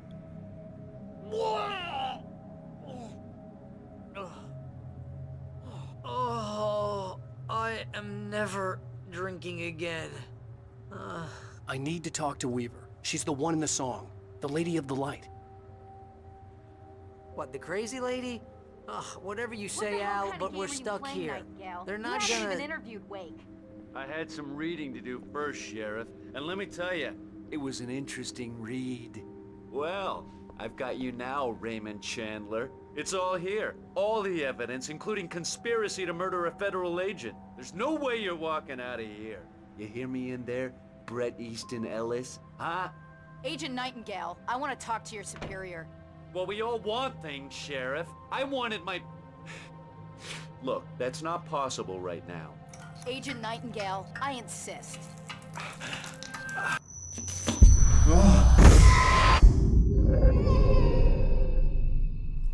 Wake, what's wrong? Lady, are you stupid? It's a trick. It's an obvious trick. Okay, I've had enough of this crap. Wake, I'm gonna trust you with this. You're joking. Agent Nightingale, your opinion would matter more if you were sober and if I actually believed you were here on official business. Whoa! Get back in the cell, Stephen King. The only way you're leaving this place is over my dead... Wait a minute. I know Oh my God! Light. We need light. It's the only way to fight this thing. In my office. I've got your things there. Follow me. Oh man, we're sitting ducks with the lights out. Stay cool. Nightingale tried to make sense of the manuscript. It was disjointed and strange. He didn't understand half of it, but it all rang true. Impossibly true. He took out his hip flask when he reached the page that described how he reached the page that made him take out his hip flask. It wasn't the booze that made his mind reel. Nightingale felt the situation veering out of his control, but the gun at least felt steady in his hands. He was ready to fire, resolved that he would let this happen over his dead body. And yet he hesitated. He had seen this moment before, read it in the page. He was transfixed by the déjà vu and the horror that he was a character in a story someone had written. Then the monstrous presence burst in behind him and dragged him into the night. You can get the emergency power on.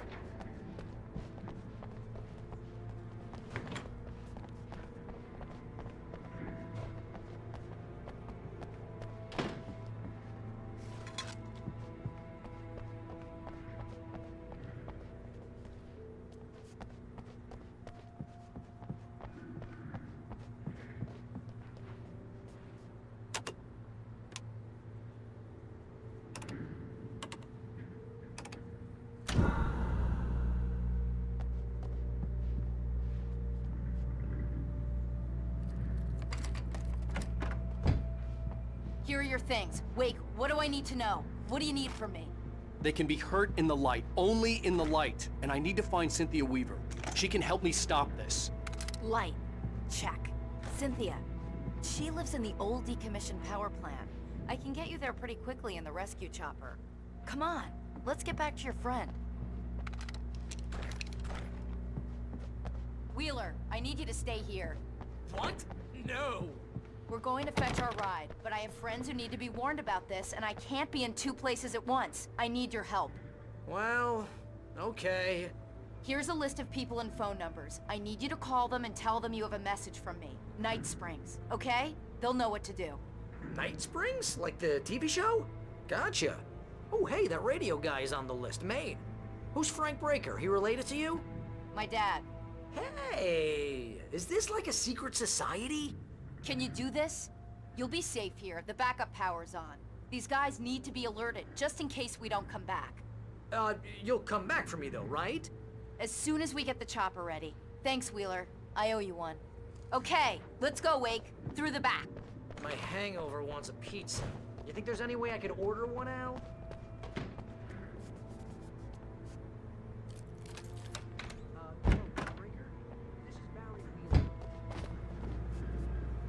Oh, hell. Whatever took Nightingale must have broken the gate controls. We can't reach the gate's control box from here. We need to get to the other side over the rooftop.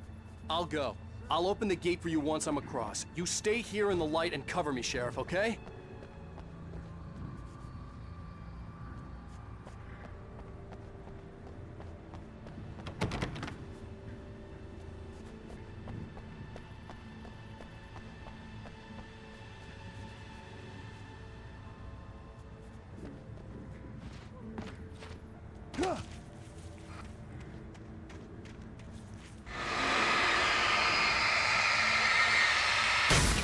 I needed to reach the rooftop to get to the other side of the broken gate.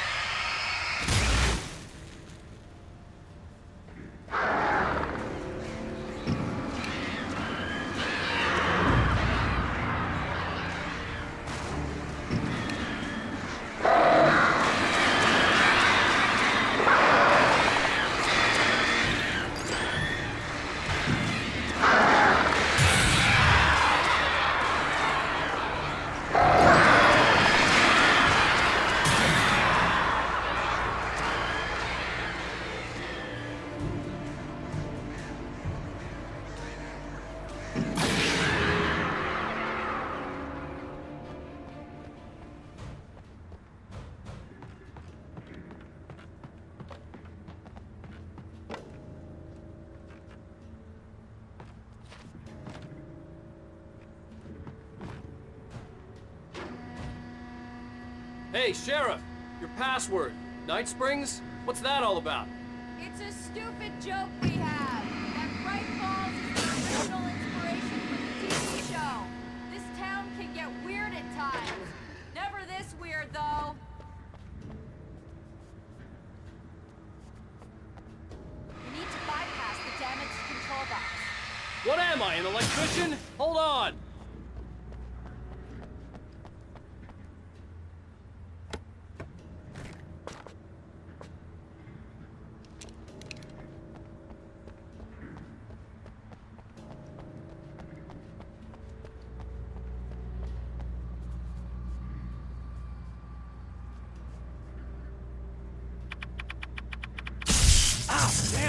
That's smart. Good job, Wake. Okay, stick close. Our first stop is the town hall. The keys to the chopper are there.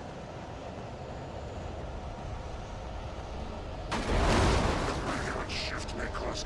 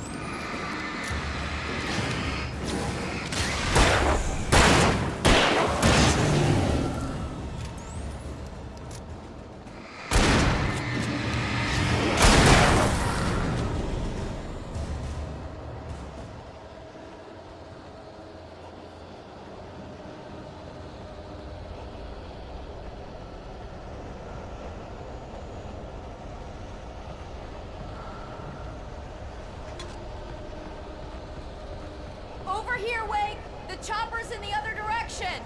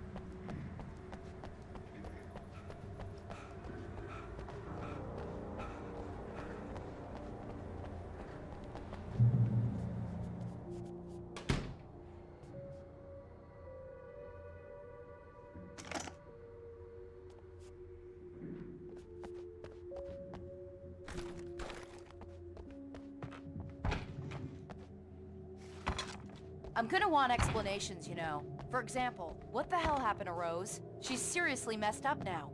The same thing I think happened to me after I arrived. During this week, you can't remember? Oh, I remember now.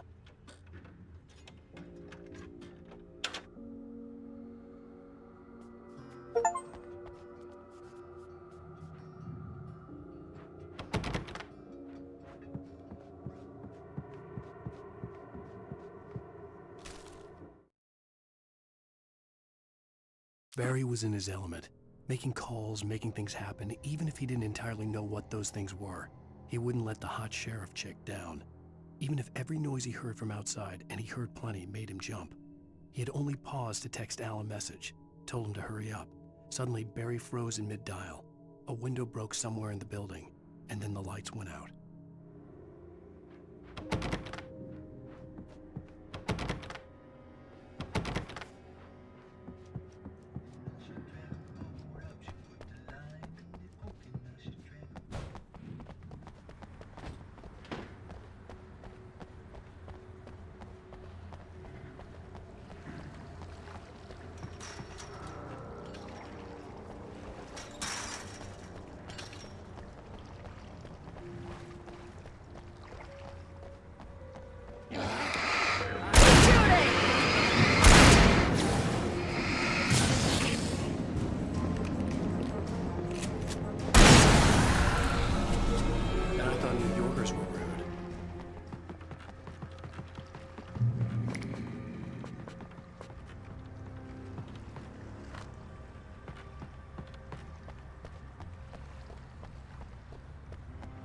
You want help?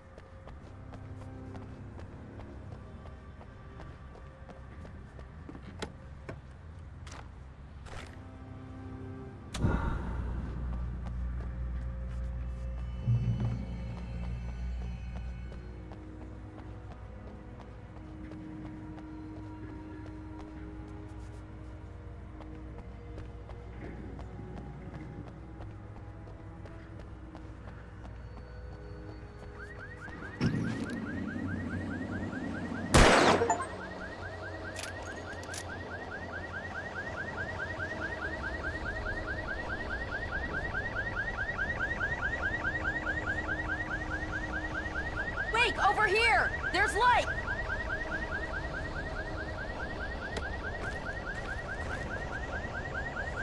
I have a key. Watch my back, Wade.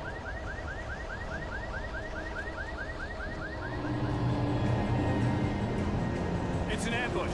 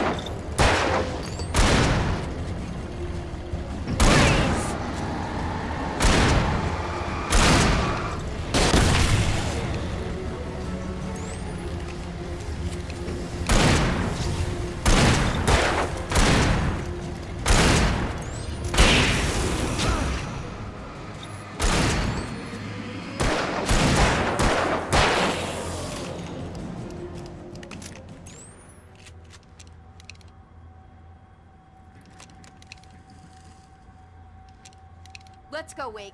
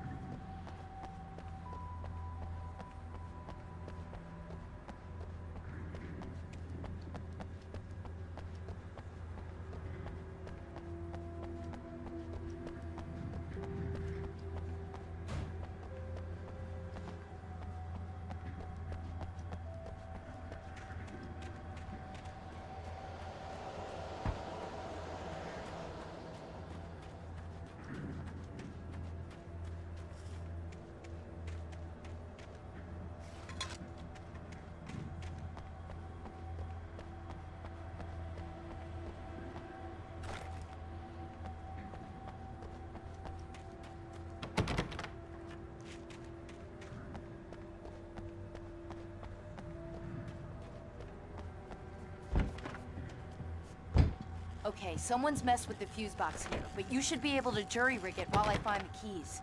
I already got electrocuted once today. How about I look for the keys and you get burned for a change? Fine. They should be in the clerk's office on the other side of the building, near the main entrance.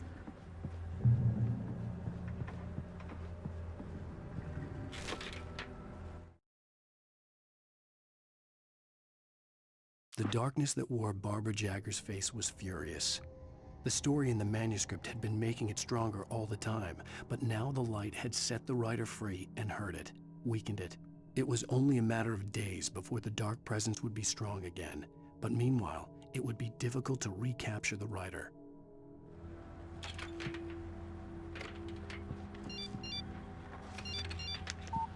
The message was from Barry. He was getting worried at the station. He wanted us to hurry.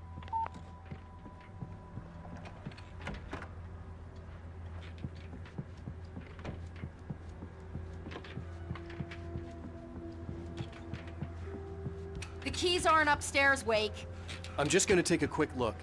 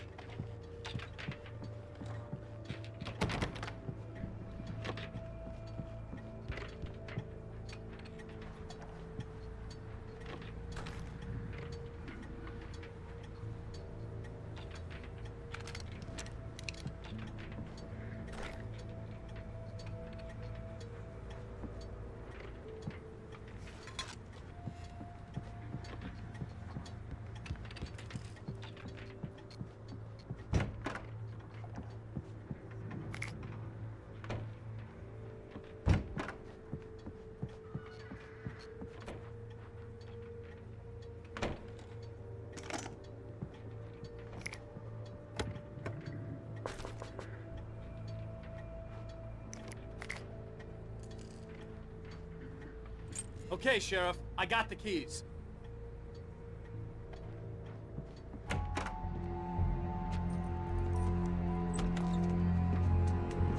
Barry? Why isn't he inside?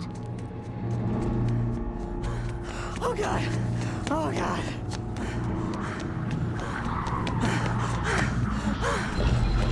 Barry! Look out! Barry, move!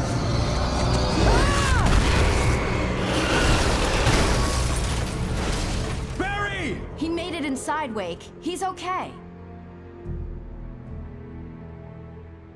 The storefront's blocked. Come on, Wake, let's go around. We can meet him in the back.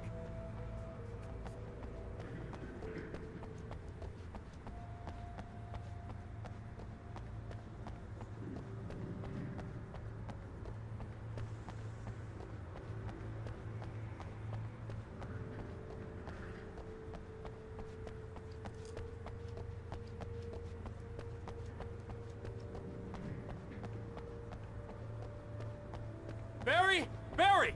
Can you hear me? Are you okay in there? Yeah, I'm cool. Don't worry. I'll find another way out and meet you two out back. Are you sure? I'm fine. Besides, there's all sorts of useful stuff in here. I didn't that. I wasn't anywhere near that.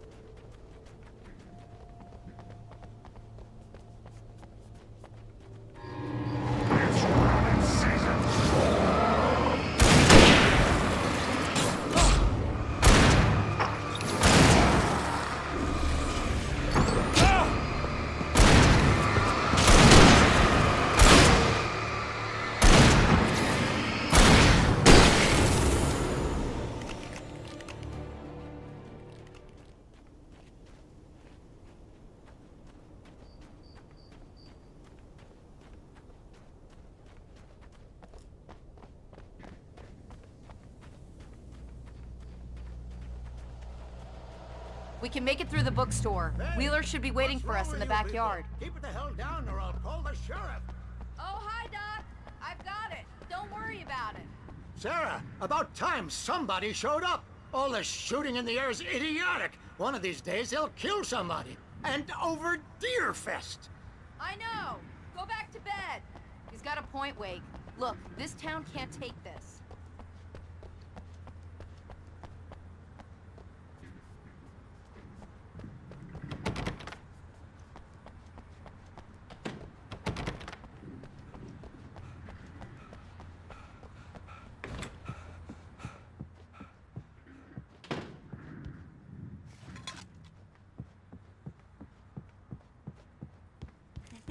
They're really taking advantage of your presence here, Wake. I heard they're selling a lot of your Alex Casey books. Right now, I'm not a big fan of my own writing.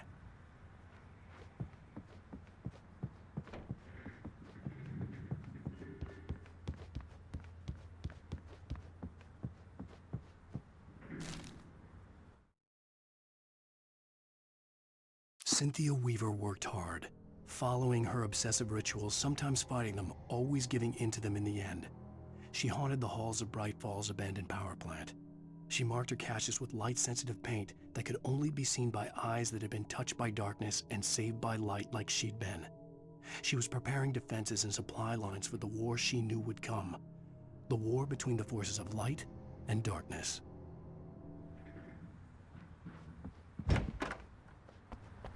I don't see Barry. Look! Wake! Maybe that's him. That's the way to the chopper.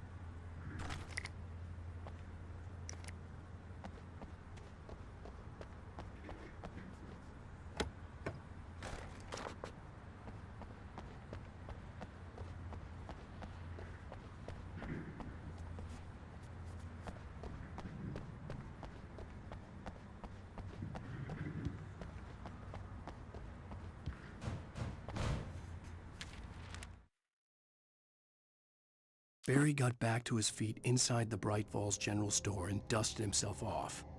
Right next to the cans of baked beans was a locked case filled with flare guns, and yet here was a conveniently placed barrel of crowbars. Barry's smile widened as he realized that this was the classic movie scene where the hero had to gear up and arm himself to the teeth. Barry threw himself into the role.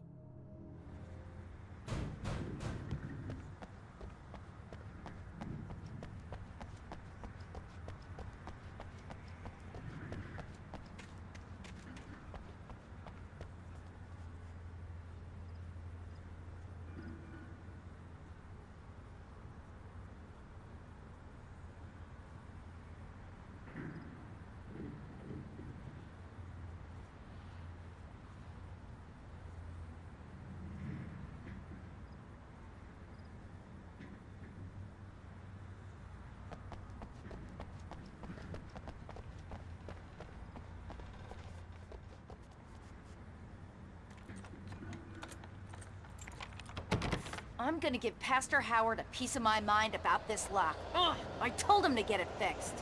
Here they come. Labor. Let's take a break.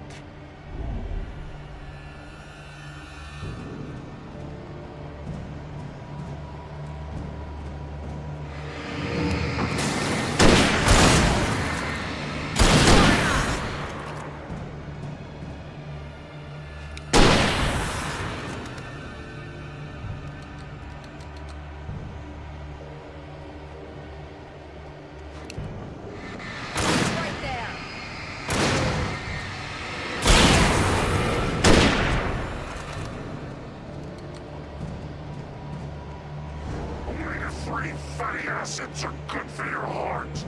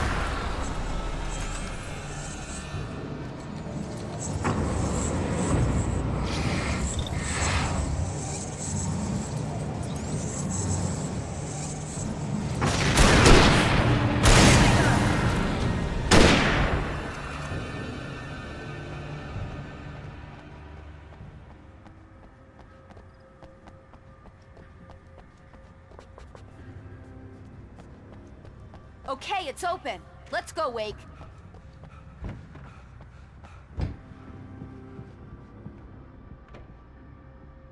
Wow. We keep them lit all night long on the night before Deerfest. Why? Well, it's tradition.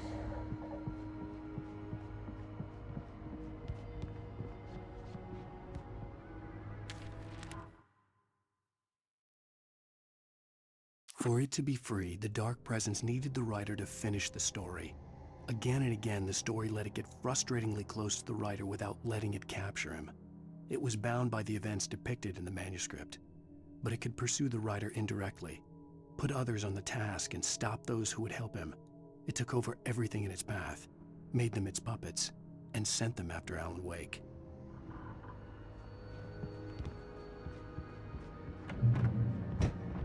We're almost there. We'll have to go through the basement to get to the parking lot. Yeah, there's no way going through the crypt will turn out to be a bad idea.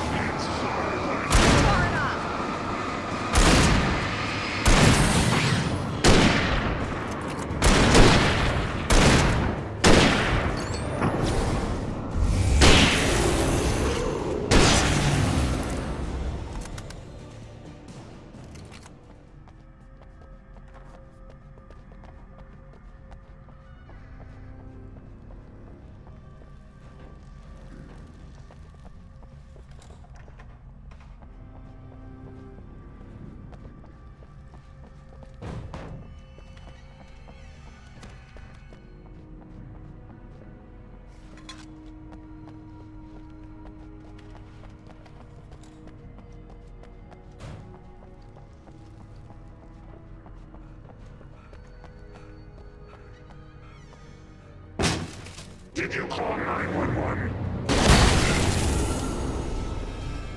Guess that one saw the light, huh? You didn't like that one? A tough audience. Well, I got plenty more. What are the Christmas lights for? Protection, man! Like garlic against vampires? Vampires.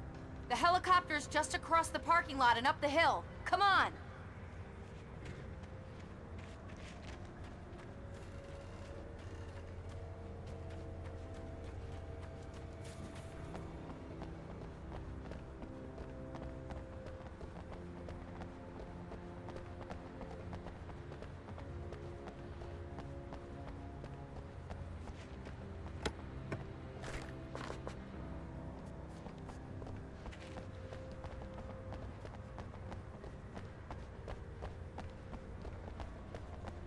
The Bright Falls General Store is now my favorite place in the entire world.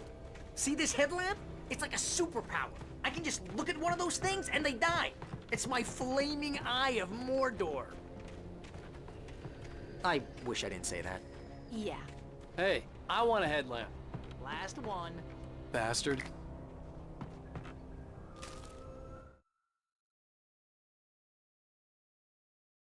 Alice had screamed until she had no voice left to scream. Around her, the darkness was alive. It was cold and wet and malevolent and without end. She was a prisoner, trapped in the dark place. The terror would have burned her mind out, but one thing made her hang on. She could sense Alan in the dark. She could hear him. She could see the words he was writing as flickering shadows. He sensed her too. He was trying to work his way to her.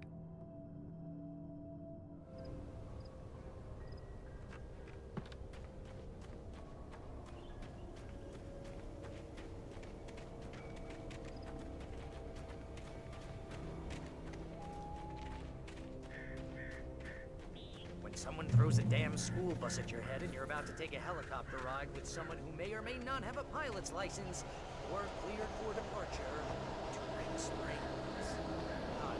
No offense, Sheriff.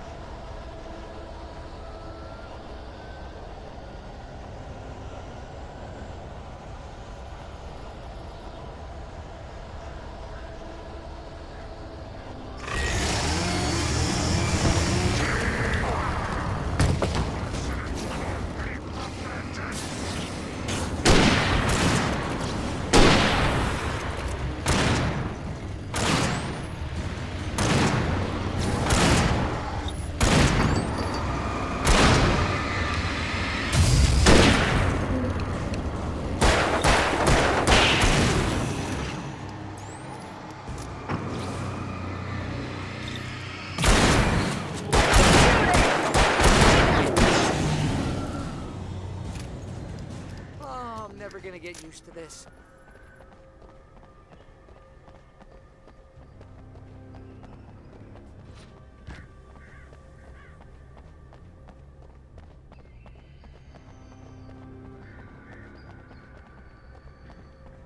The helicopter's just up ahead.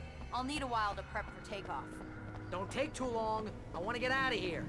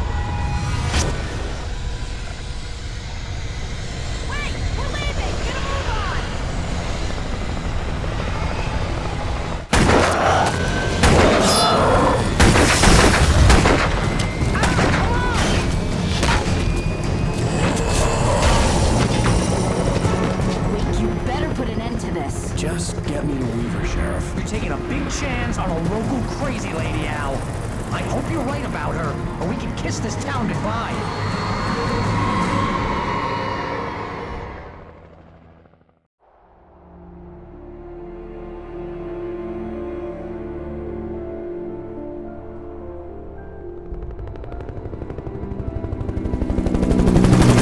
I hope you know how to deal with this, Wake.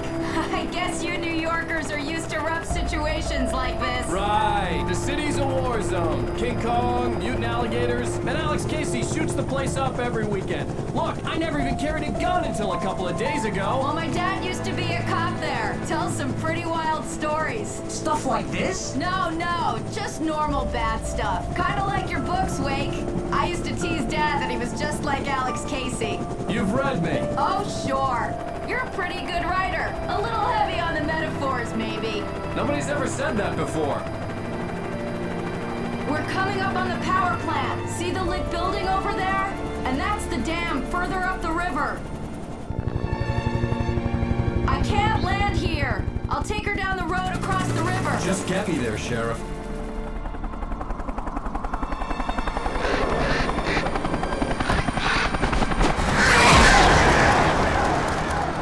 Hold on!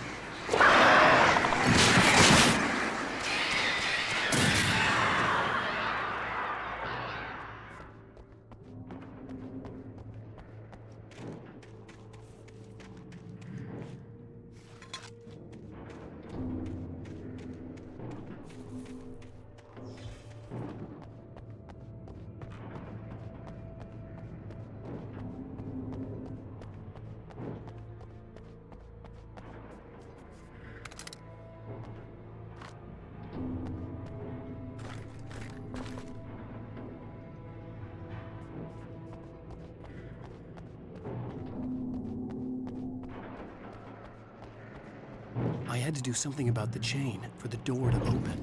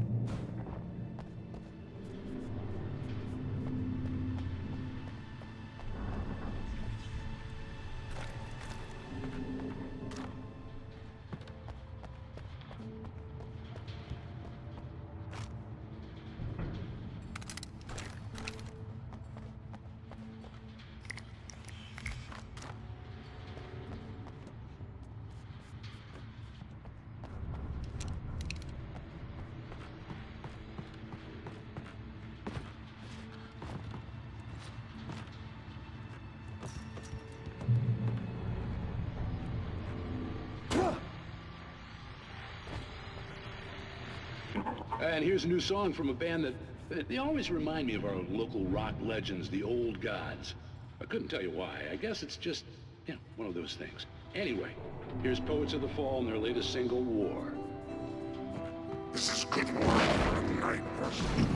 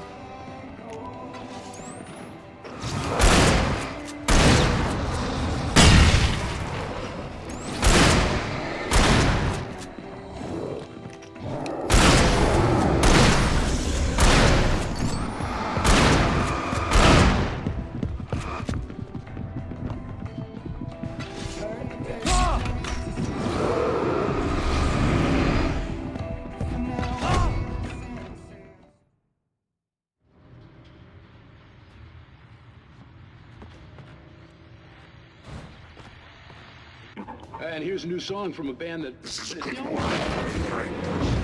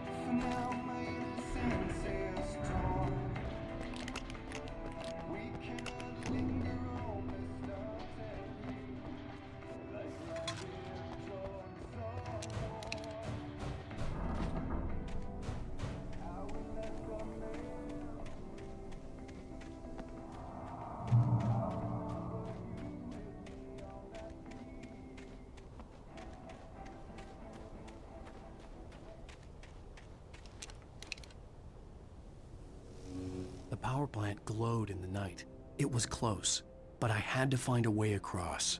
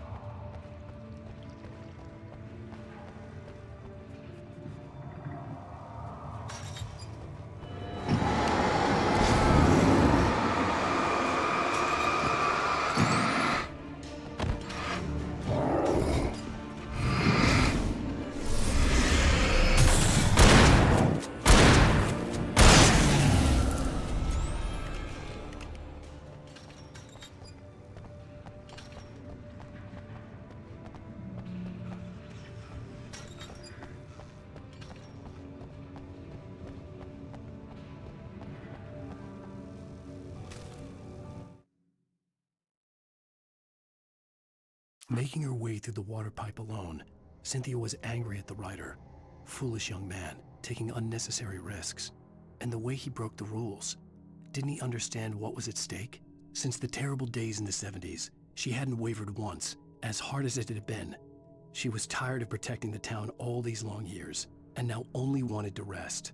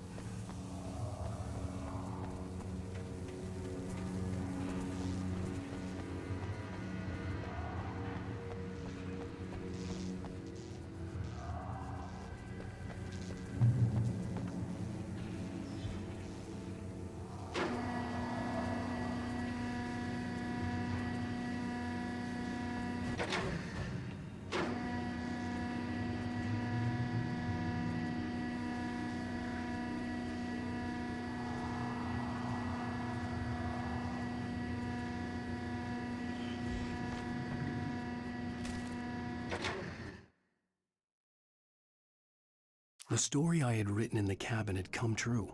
Touched by the dark presence, I had written a horror story, but the end was still missing. The story was incomplete, and the last unfinished page of the manuscript still sat in the typewriter in the cabin study. If I could get back there, if I could read the page, then I could write my own ending to this story and save Alice.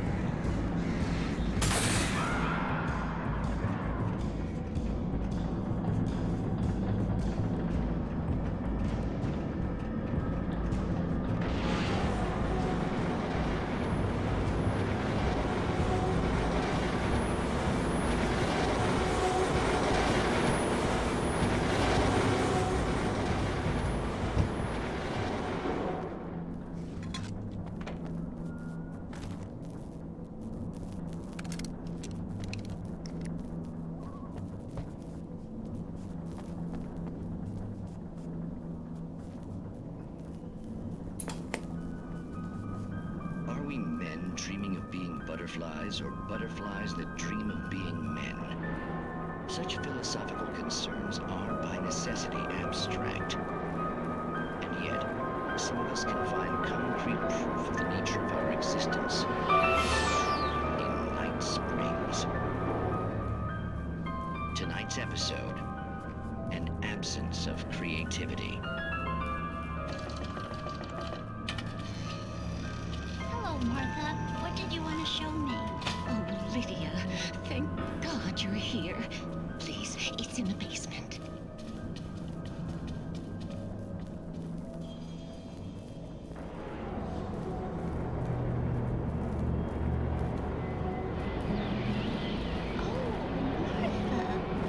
That's amazing. Isn't it just? I found it here this morning. It's like it isn't there, but oh, I can't look straight at it. Yes, I'm sorry about How did you get here? that. Well, I'm trying to work. Did you put this thing here? In a way. To be more precise, I put everything here but that. Really? But what is it? I guess the temptation is to call it home, but it's really an absence, a profound lack of reality. In Martha's basement? Yes, I was doing so well, too. I came up with 2 old ladies and put something really weird in the basement. It was a great start, but I'm completely blocked now. I can't imagine what I was up to. Well, surely it's just an ordinary basement. Is it? Why did you call your friend here, then? Well, I don't know. Oh, well. Couldn't you just ignore it? Oh, no, I couldn't do that. It would probably turn into a plot hole. Might be one already. Could sink the whole enterprise. Oh my. Listen, ladies, not to be rude, but I'm really not at all sure where I'm going with this, and you're just not helping. You should just go back upstairs for a cup of coffee while I try to figure out what I'm up to. Well, if you think that's best. Maybe I should just stop here. Or is that too moronic? Is that too moronic? Indeed. Who can tell? It's a fine line between the stupid and the sublime. Night Springs.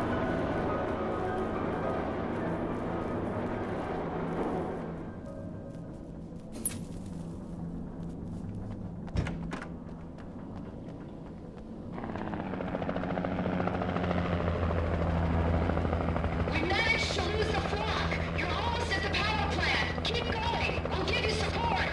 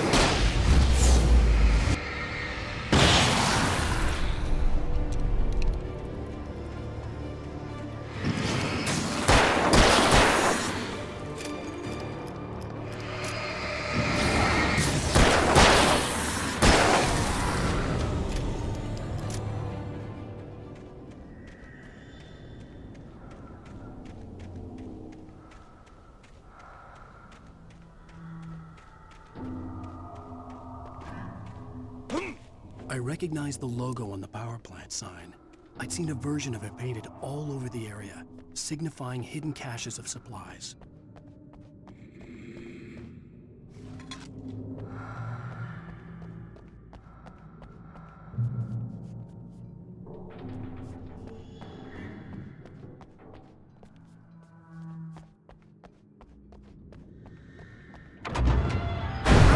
Hold it right there! Miss Weaver! Cynthia! I'm a friend! Prove it! You knew Zane! Thomas Zane! You're the Lady of the Light in the song! You can help me! About time! Young man, I've been waiting a very long time for you.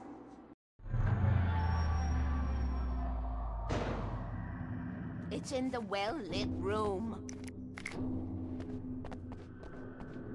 Excuse me? What you'll need to drive the darkness back. The well-lit room is at the dam. I built the room to keep it safe. Will it help me find Alice? Will it get me back to the cabin? Fine, let's go. I can get my friends to come back with the helicopter. Oh, we won't go outside. Never at night. That's rule number 1. You've been breaking the rules, young man, and where has that gotten us, Oh, I have a secret route, a lit route, an old water pipe. Something was damaged at the transformer yard. It's draining all the reserve power. Without it, the pipe will go dark. The power to the yard must be cut. Let me guess. You want me to do it? Young man, you're the one who likes to break the rules. I can't be outside in the dark. The kill switch is outside.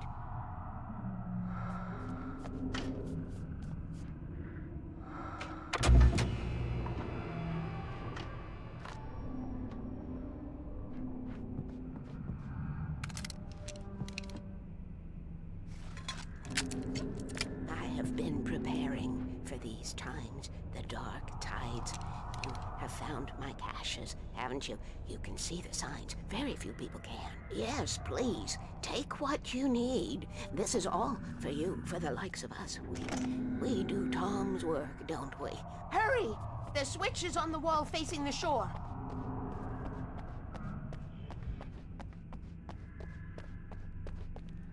I cannot take you to the well-lit room if the lights in the pipe go out. You must go outside to use the emergency switch.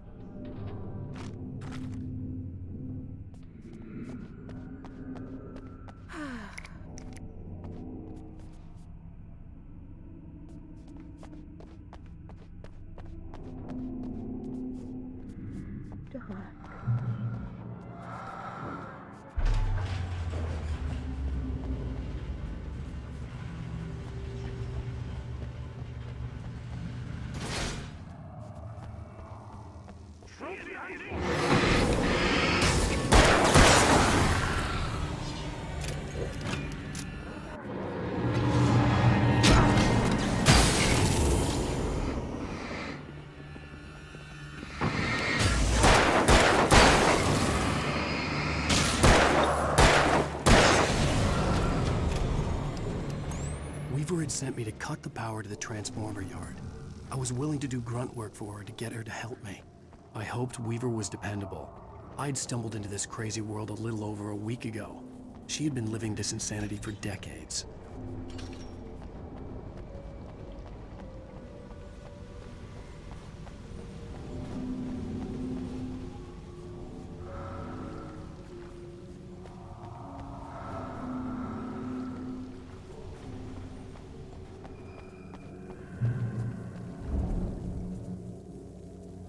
I could see the kill switch that would cut the power to the transformer yard. Now I had to find a way to reach it.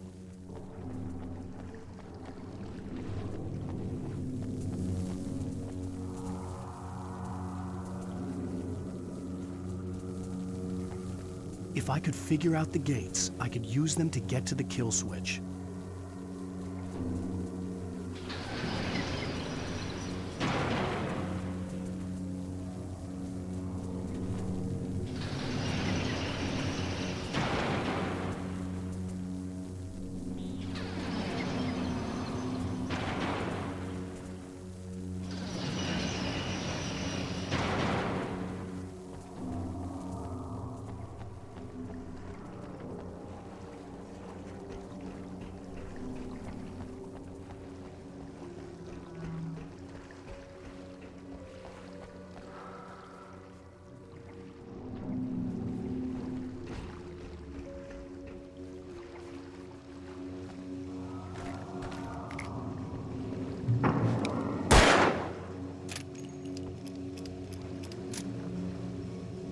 designs these things?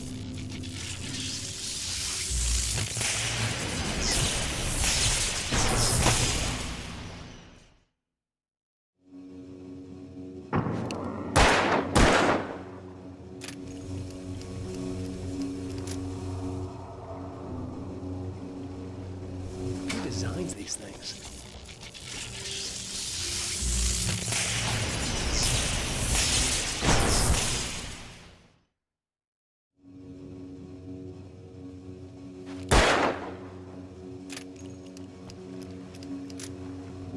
Designs these things.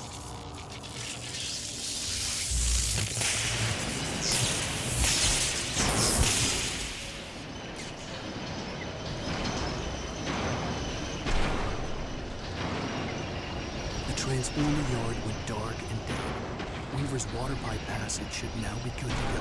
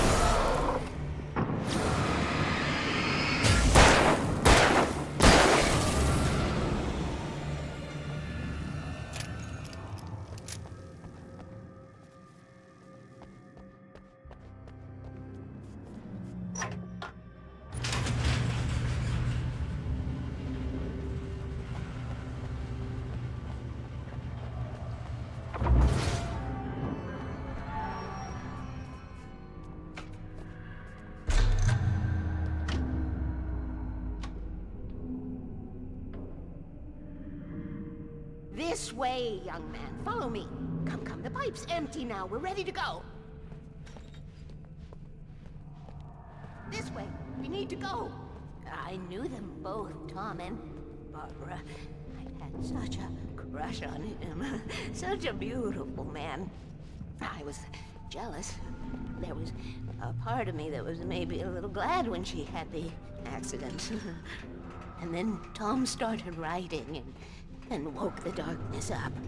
He tried to bring it back, but you can't do that. There are no free rides like that. I'm starting to realize that.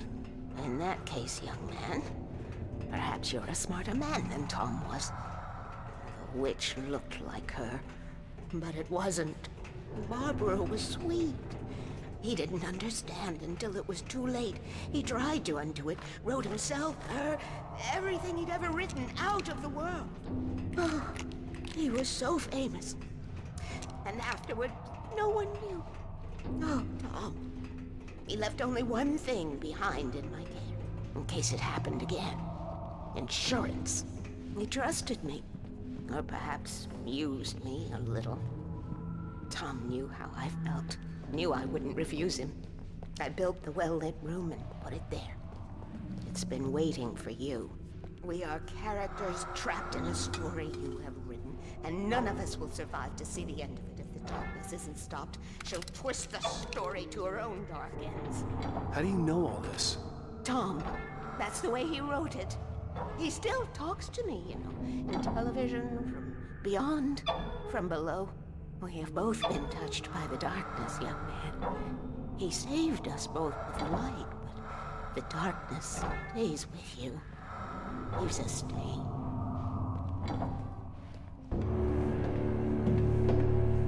This pipe will take us directly to the well-lit room. Okay, I need to call my friends, tell them where we're going. Hello? Al! Barry, we're headed to the dam in one of the pipes. Meet us there. Okay, I'll tell Sarah. It's Sarah now? Whoa! No! For the sweet love of... Barry! Barry! We gotta go see if they're okay. They're probably dead. You must reach the well-lit room. This is no time to be a selfish idiot. That's my best friend!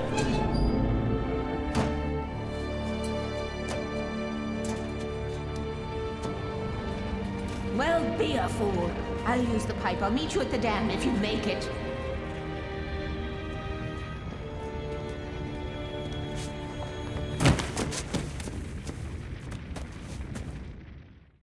At least I didn't have to worry about her. She knew how to stay safe.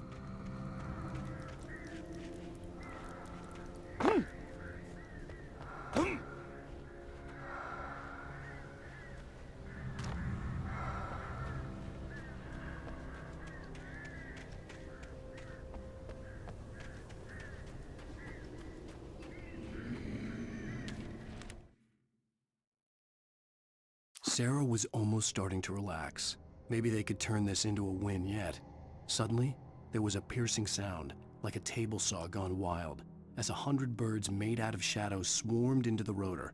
The chopper bucked wildly and the board lit up, telling her what she already knew. They were going down. Barry Wheeler screamed next to her.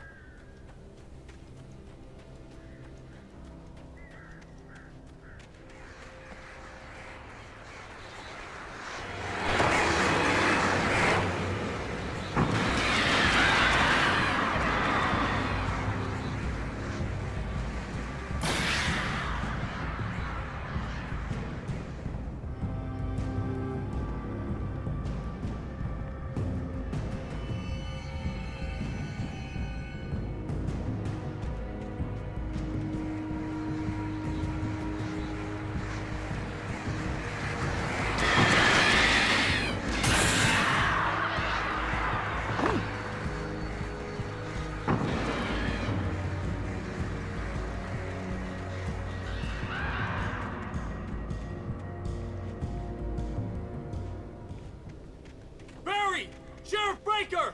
Sarah! The crash site looked bad, but as far as I could tell, the wreck was empty.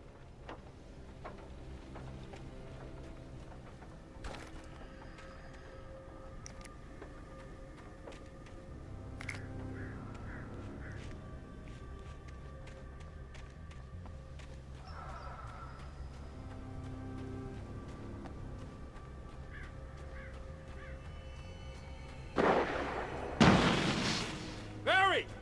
Barry!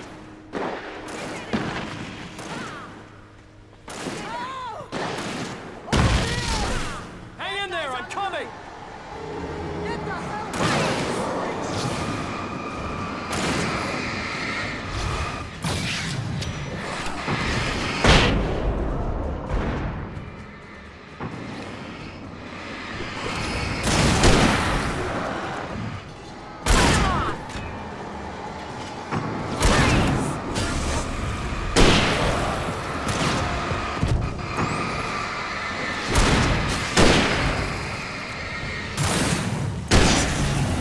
You know when to make an entrance, Wake.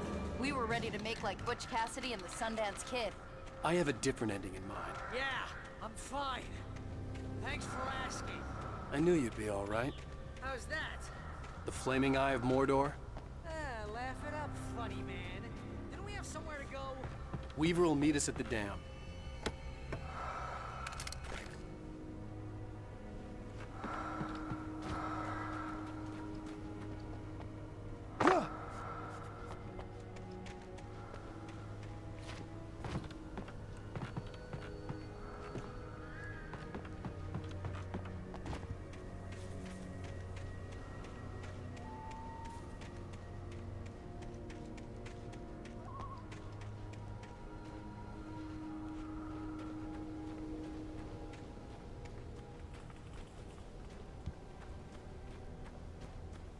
When you spend most of your night running uphill while the crazy bunch of demon hicks try to take your head off with an axe, you know your helicopter crash landed in Night Springs.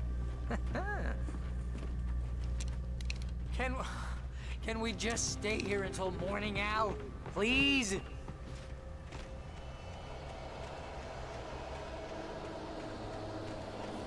see those lights? That's the elevator we need to take.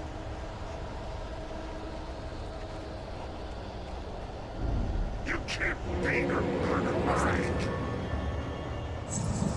What the hell is that thing? It's everywhere! Oh crap, there's more than one of them! Nothing moves like that. It's impossible. Ah! Al! Do something! He's too fast. I can't get a shot.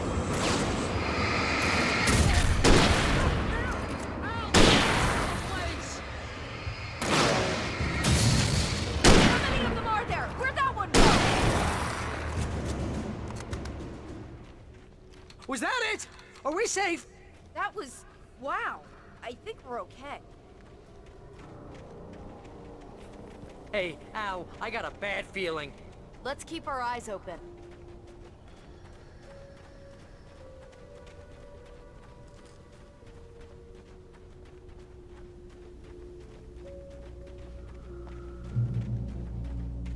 Ooh, I should have kept that gym membership.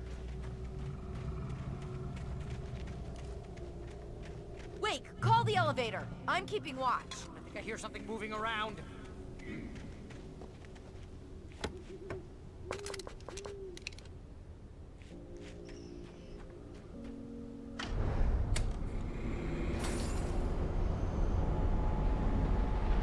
Heads up! Here they come! Oh no! Oh no!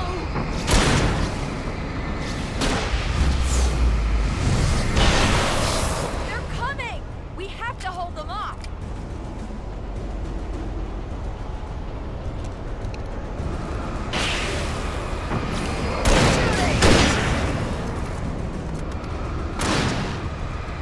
Oh no!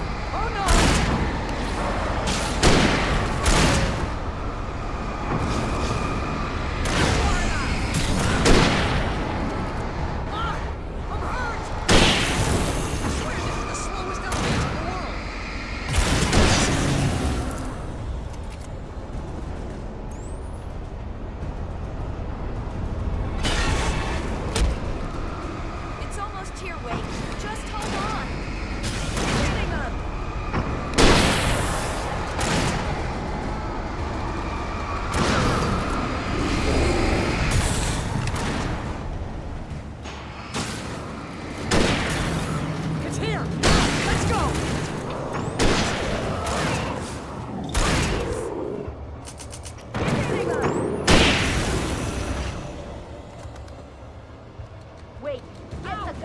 have us all killed.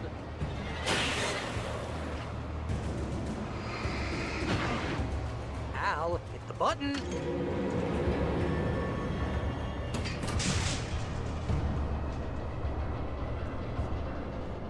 We're almost there. There's an entrance into the dam at the top. What's the plan, Wake? Well, Weaver's crazy, but she's got something Zane left behind. Something to fix this. Gee, could you be a little more vague? Thomas Zane? Seriously? Might as well be Paul Bunyan or Bigfoot. Yeah, well, he was real.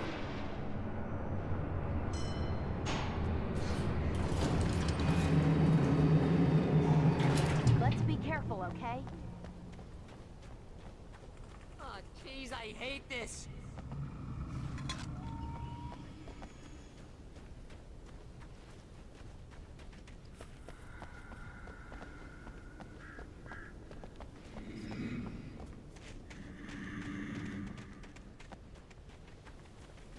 Okay, Wake. There's a button over there that opens the door.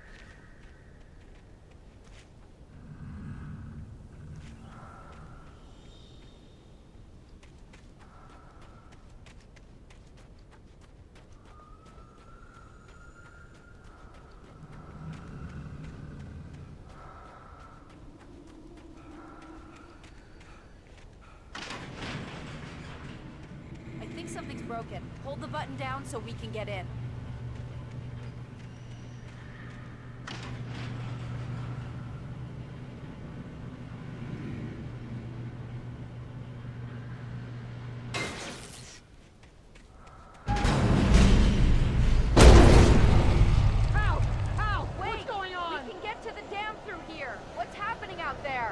You guys go ahead and find Weaver. She should be in the dam now. I'll have to make it alone through the top. Okay, Wake. Good luck. Don't get yourself killed. Ow! Please, be careful. I'll take good care of Barry, Wake. You just look after yourself.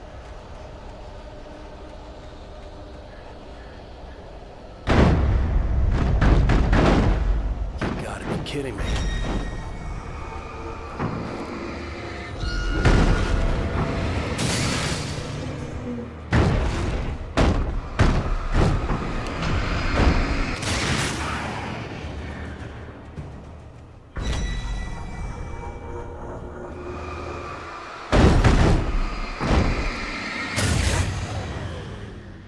Down, boy.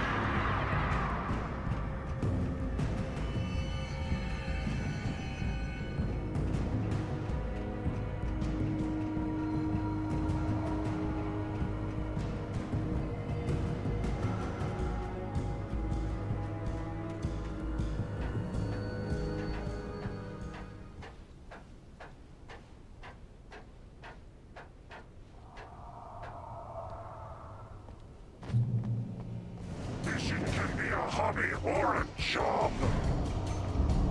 I was ridiculously outnumbered. The searchlight could even the odds.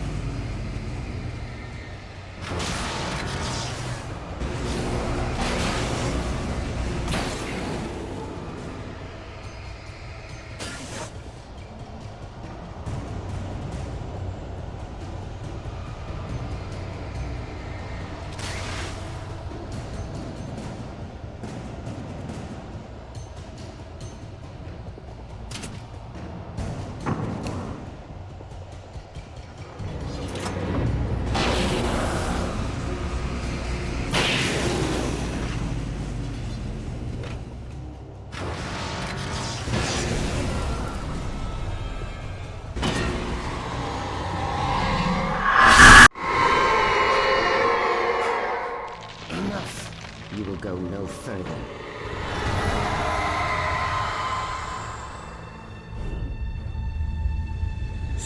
Stop now.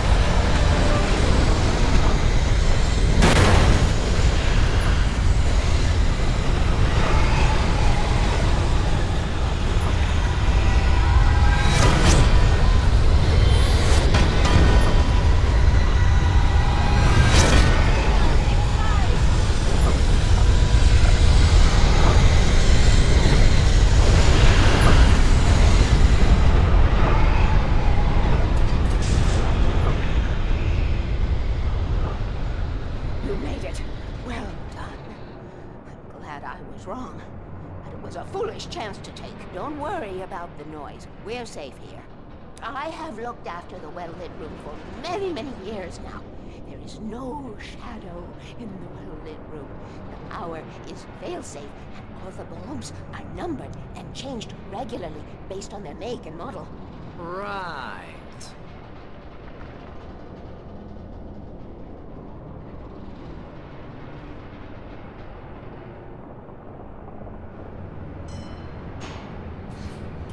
There's an old army base at Raincoat Point, north of here. It was active during the Second World War. They operated here back then. They must have built this. Yes, they did. It's my place now.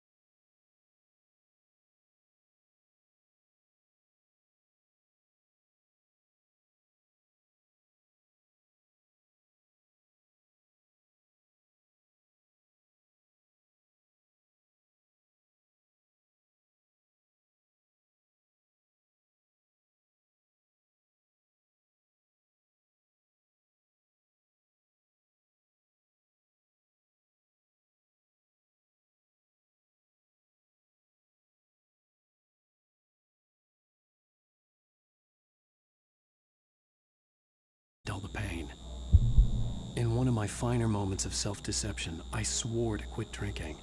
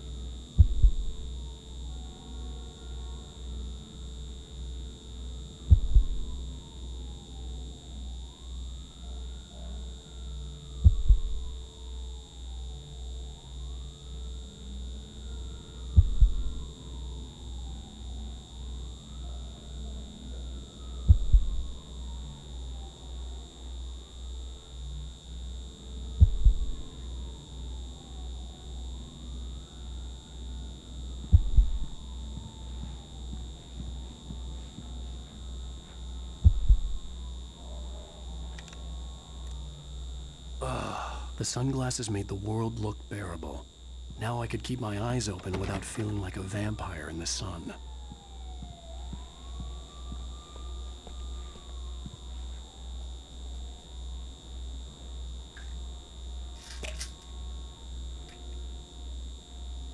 The pills worked fast.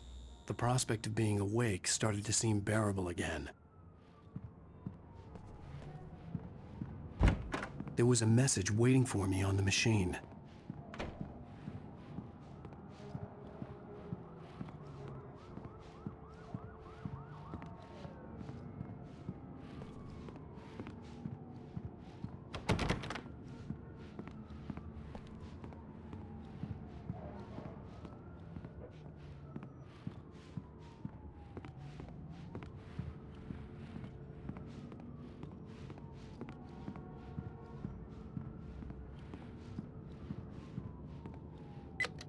One new message. Al!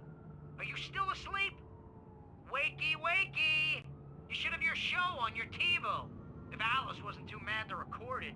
And she called me earlier and really chewed me out. Yeah, we went a little overboard last night. But parties are a part of this business. Al, look, I'm saying this as your friend. She's not doing your career any favors by trying to run your life like that, okay? I'll talk to you later, Al. Watch the show!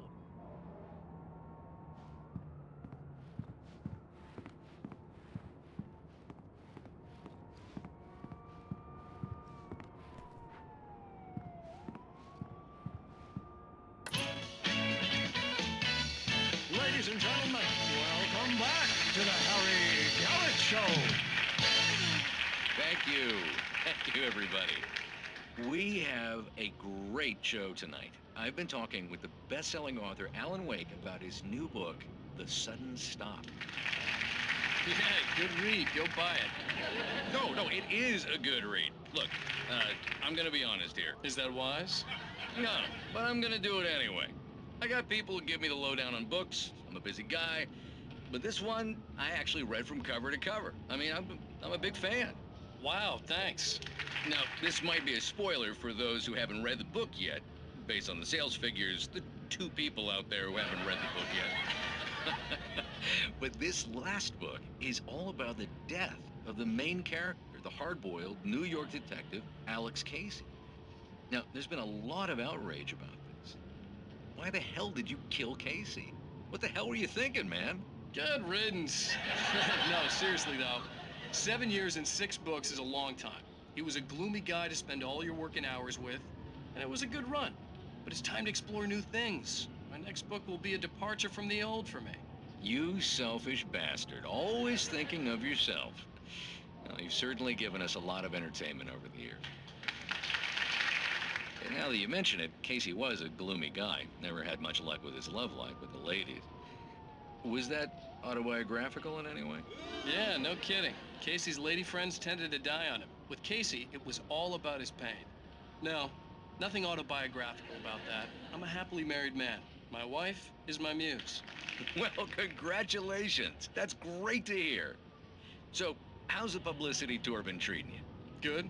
Great. But I gotta say, I'm glad to be back home in New York. Well, you've certainly been on the news a lot lately. Lots of parties and, You got into a fight with some paparazzi. Oh, man. Well, that guy was really in my face. I lost my temper. I know that wasn't cool. You are famous for that temper. Well, I did also write several books. Well, your latest novel is called The Sudden Stop, and it's in bookstores now. Go get it. That means the two of you out there who haven't bought it yet. Ladies and gentlemen, that's all we have for you tonight. I want to thank all our guests for the evening. Alan Wake, Sam Lake. Once more, do the face for us, Sam.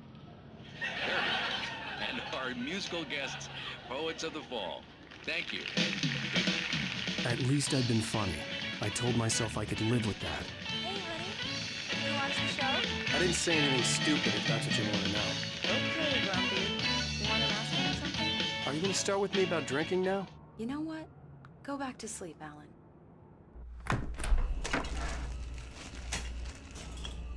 What? Now you can't even talk to me? Well, this morning I was angry because you said you'd be home at midnight and you showed up at 7 a.m. and passed out in mid-sentence.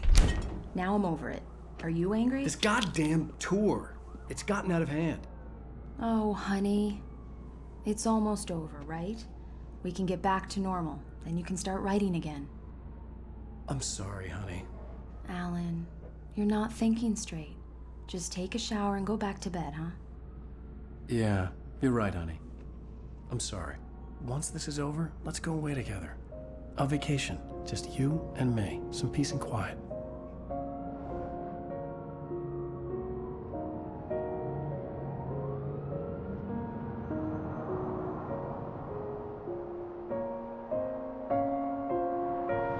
Somehow, the clicker was the key to the cabin. I had to return to Cauldron Lake to save Alice.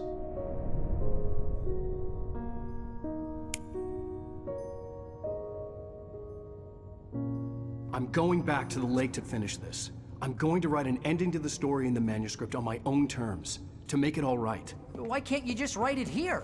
The last page is still in the typewriter. I need to read it first. Everything needs to be just right. Zane tried to cut some corners, and it didn't end well. Okay, ready when you are. I'm sorry, Sarah, but I need to do this alone. Barry, take her gun. Miss Weaver, close the door when I leave.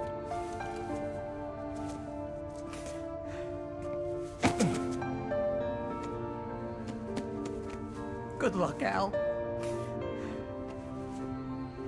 See you later.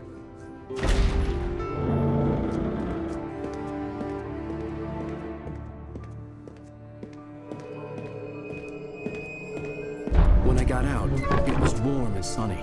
I'd flicked the switch of the clicker. Had it done this? I didn't stop to question it. I had to take advantage of the sunlight to get to the lake. On Zane's page, I'd stood on the rim of Cauldron Lake, about to use the clicker. That's where I was headed.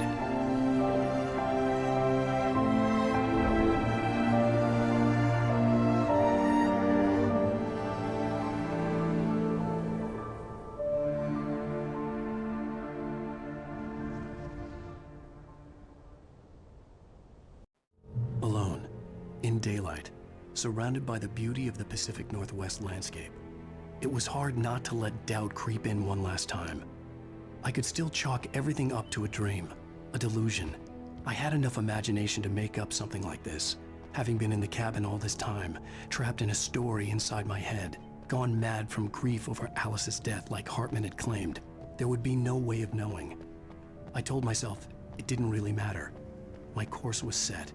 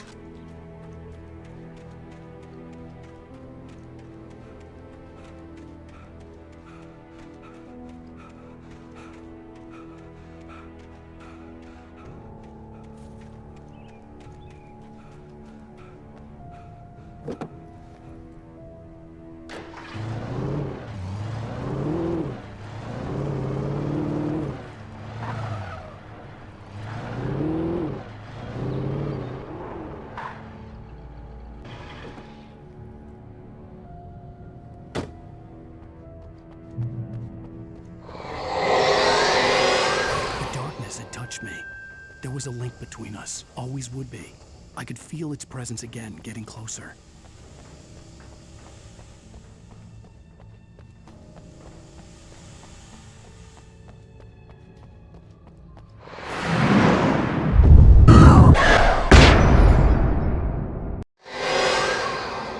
I will kill your wife.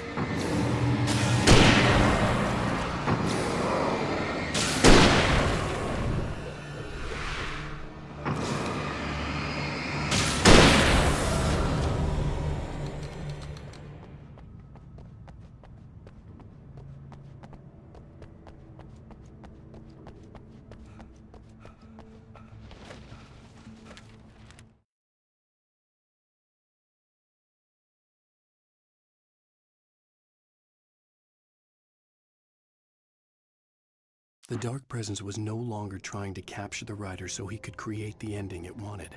The Rider knew too much. He was too strong. And he carried a weapon left behind by Thomas Zane, something that could hurt it. Now, the darkness was doing everything in its power to simply stop the Rider from ever reaching Cauldron Lake and the dark place it came from.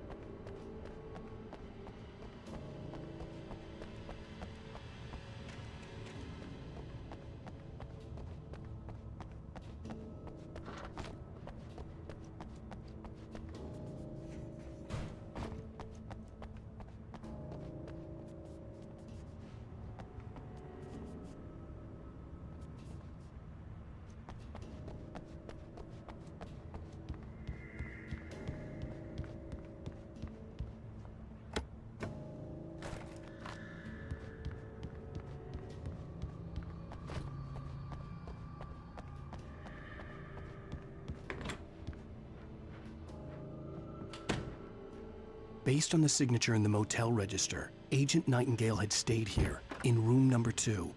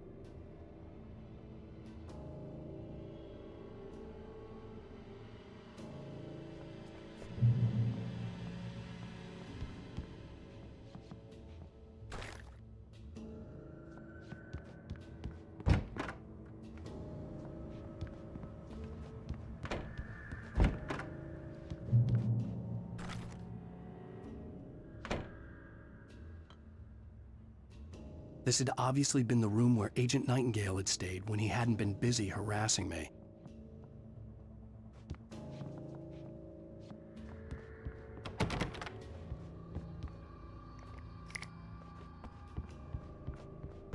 Look after yourself and your...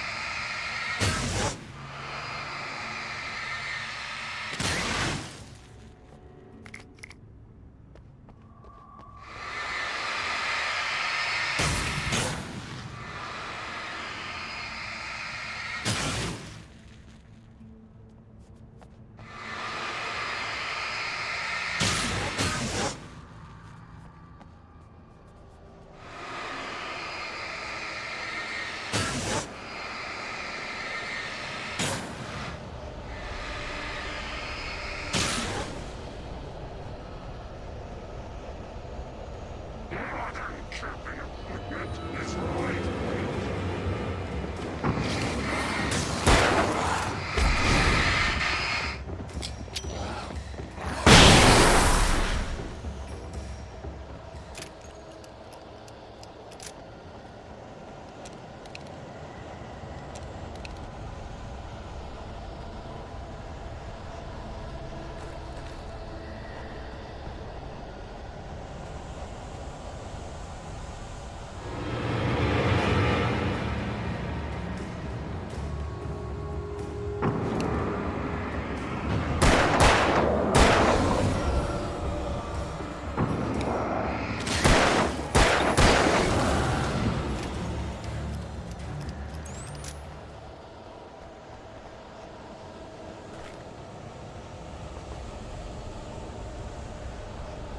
You can learn about nature and yourself.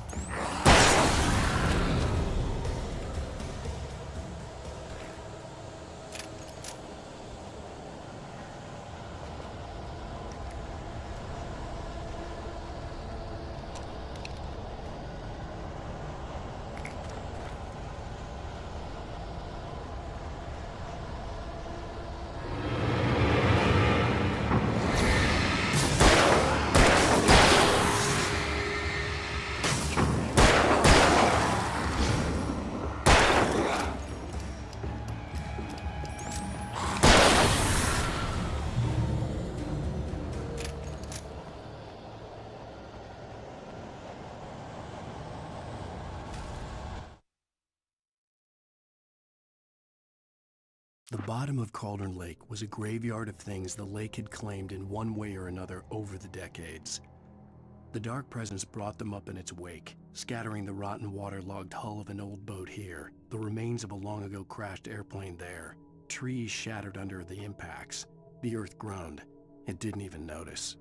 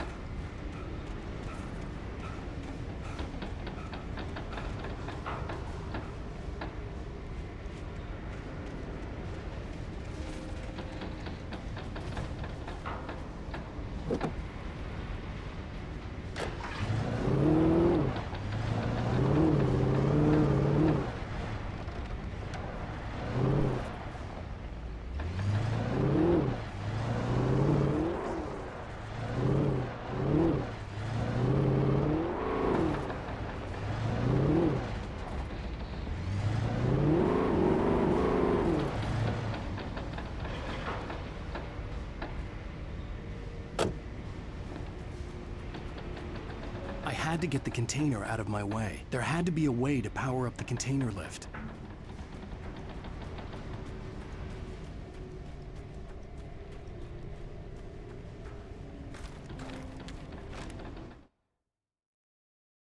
Zane cut its heart out, but it didn't die.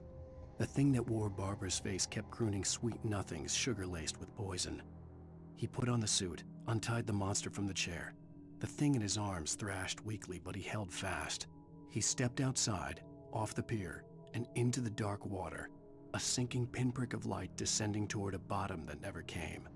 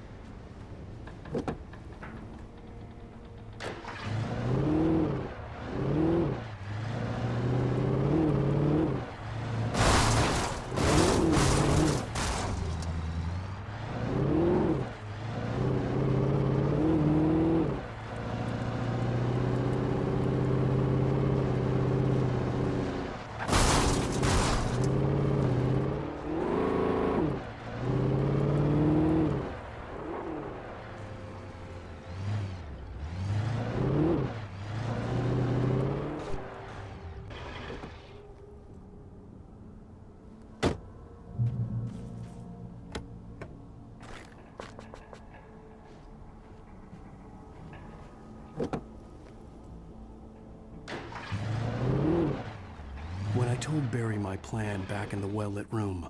I'd acted as if I knew what I was doing. I didn't. I was operating on the shifting logic of a dream. I had to fight my way to the lake through the horrors of the night. I had to flick an old battered light switch imbued with childhood magic. I had to write a happy ending to a horror story. I had to save my wife from the dark prison she was being held in.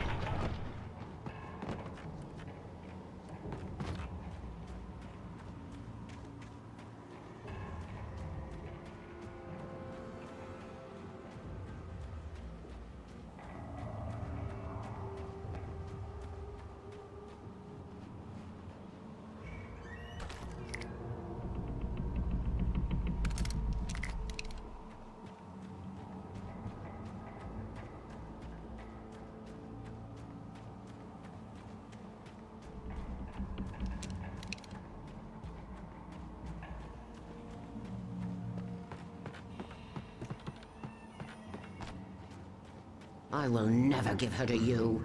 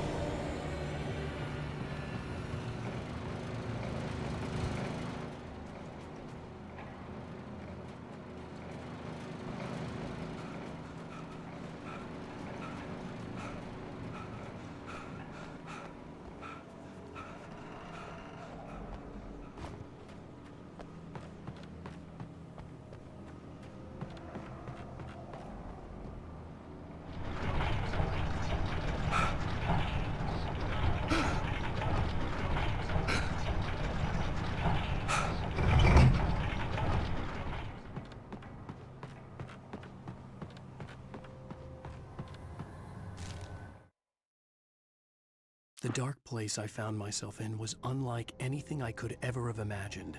It wasn't solid. It flowed. It was conceptual and subjective. For someone else, an artist in another field, it would have been very different. I could sense the story of the manuscript all around me, the words and ideas floating in the air, poised to become real.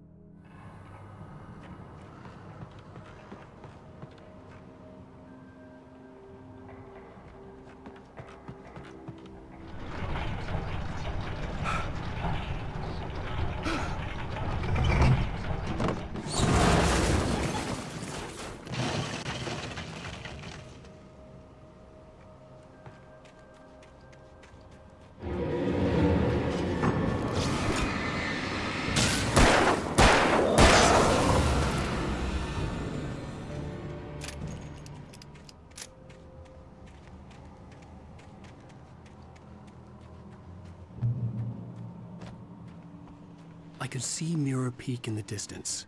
That's where Cauldron Lake was.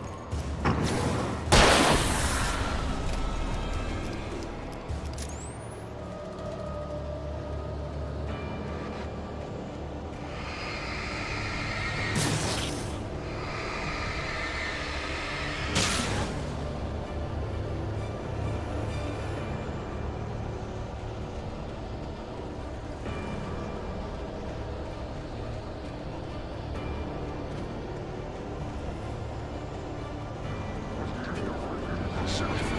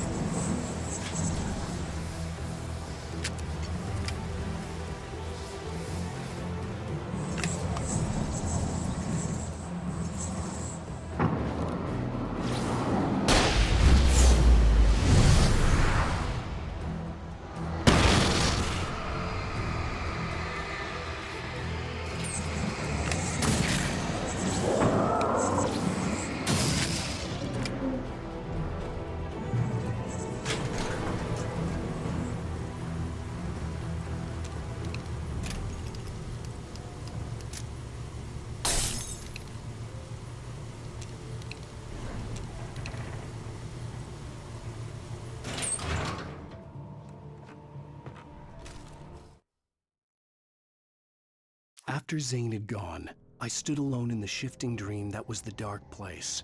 I had to find a way to the cabin. I'd written myself a way through this place in the manuscript. I followed the idea of a path.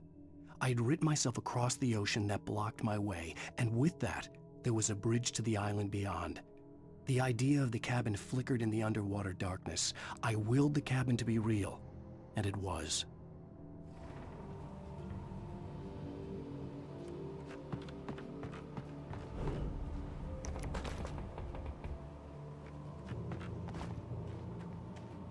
Turn back now.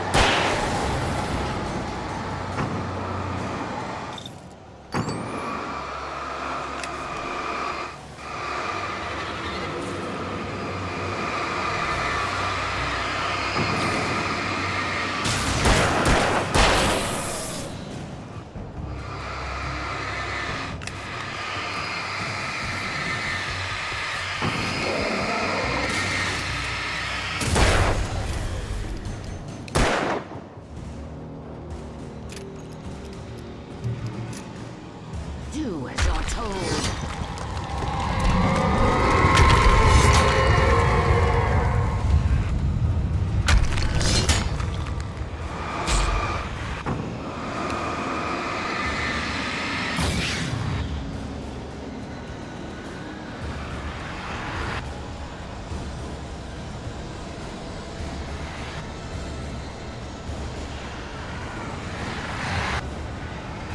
Alice never loved you.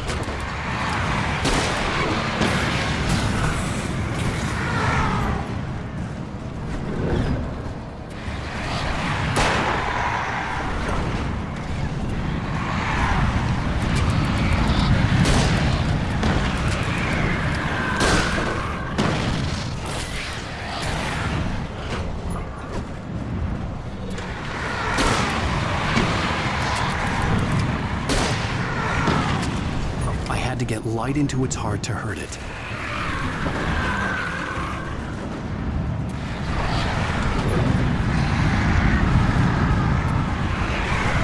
You will fail.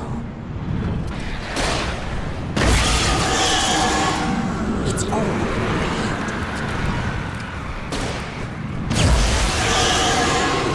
You're making this up.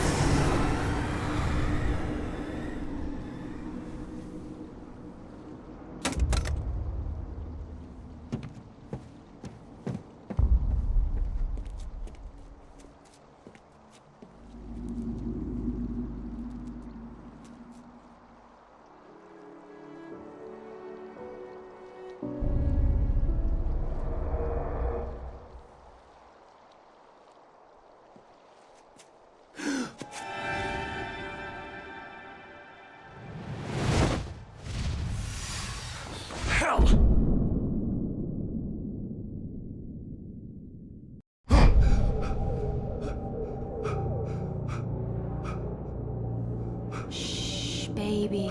You were having a bad dream. It was just another nightmare. No, Everything's fine. You're home. it wasn't a dream. Everything's fine. Turn the lights on. Turn the lights on! Shh, baby. The power's out. There's no light. Come back to bed and I'll make you forget all about your fear of the dark. My fear? It's your fear. Why aren't you afraid? You're not Alice. Turn the lights on now. Where's the clicker? What did you do with it? Alan, honey, you're still 1 foot in a dream. You're not making any sense. Come back to bed.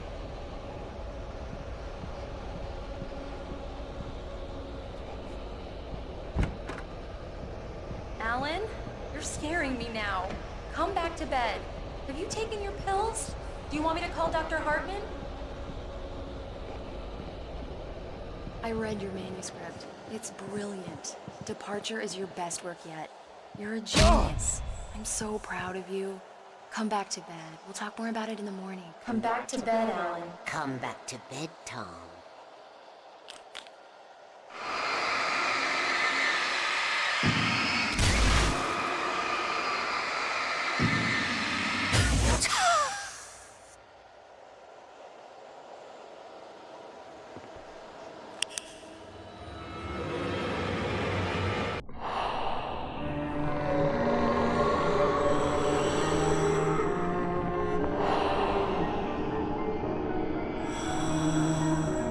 You must find your way to the cabin. It stands in your way. It won't let you pass. It has no heart. It's filled with darkness. You must fill its heart with light.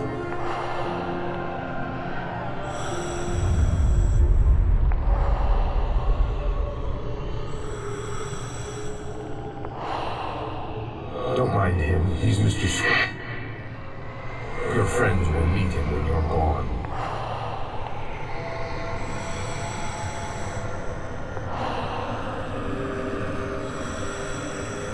Use the clicker.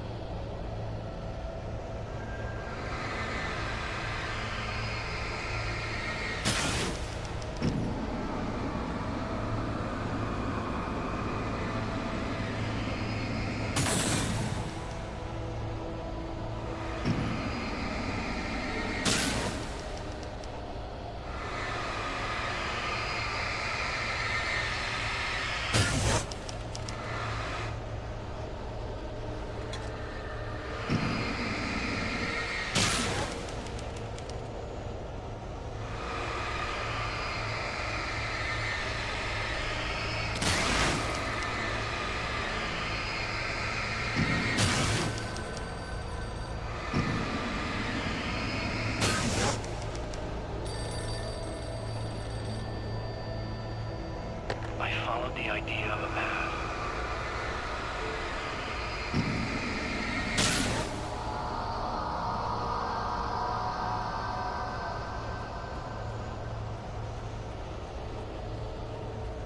I'm leaving you. What? I'm leaving you, Alan. I met someone. I'm in love with someone else. Alice? No, what are you saying? You can't... You don't love me. How could you? You don't even love yourself. All you do is torture yourself with work you can't do anymore. No, I love you more than anything in the world. You're my muse. I'm not. Who are you? What have you done with my Alice? Alice? What are you doing? Put the light back on. What are you doing, Alice? Stop! Put the light back on! It wasn't true. Nothing like that had ever happened.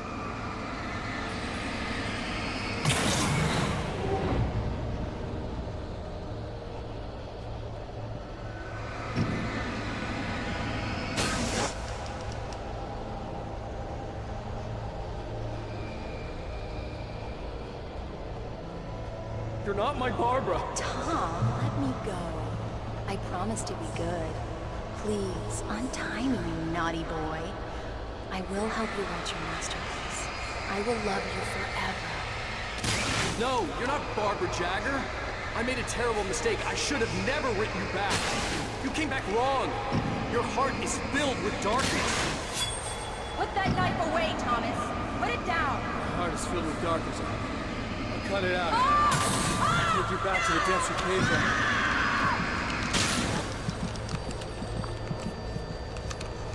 I willed the cabin to be real. Filled with darkness.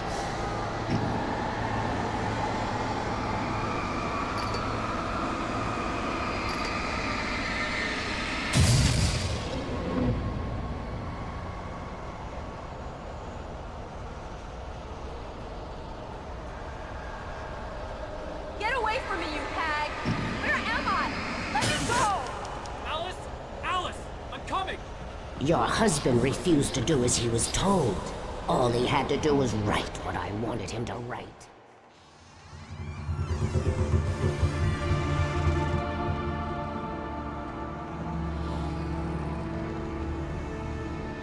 Now you will never get her back.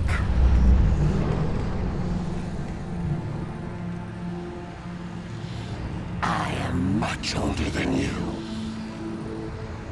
Older than your first work of art. I will find a new face to wear. Someone else to dream me free.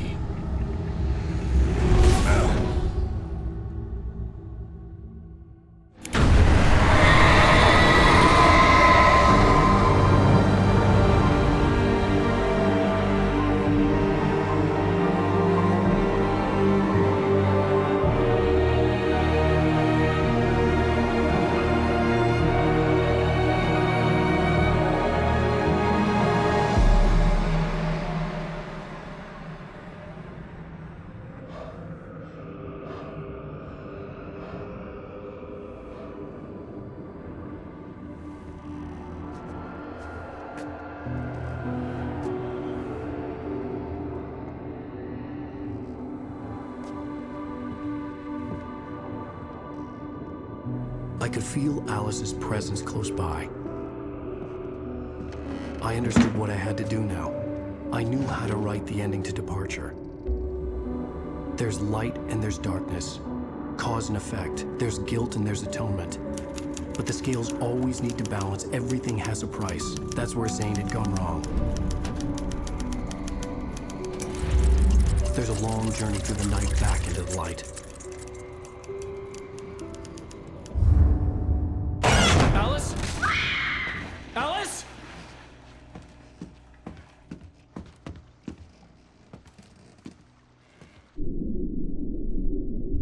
Oh no!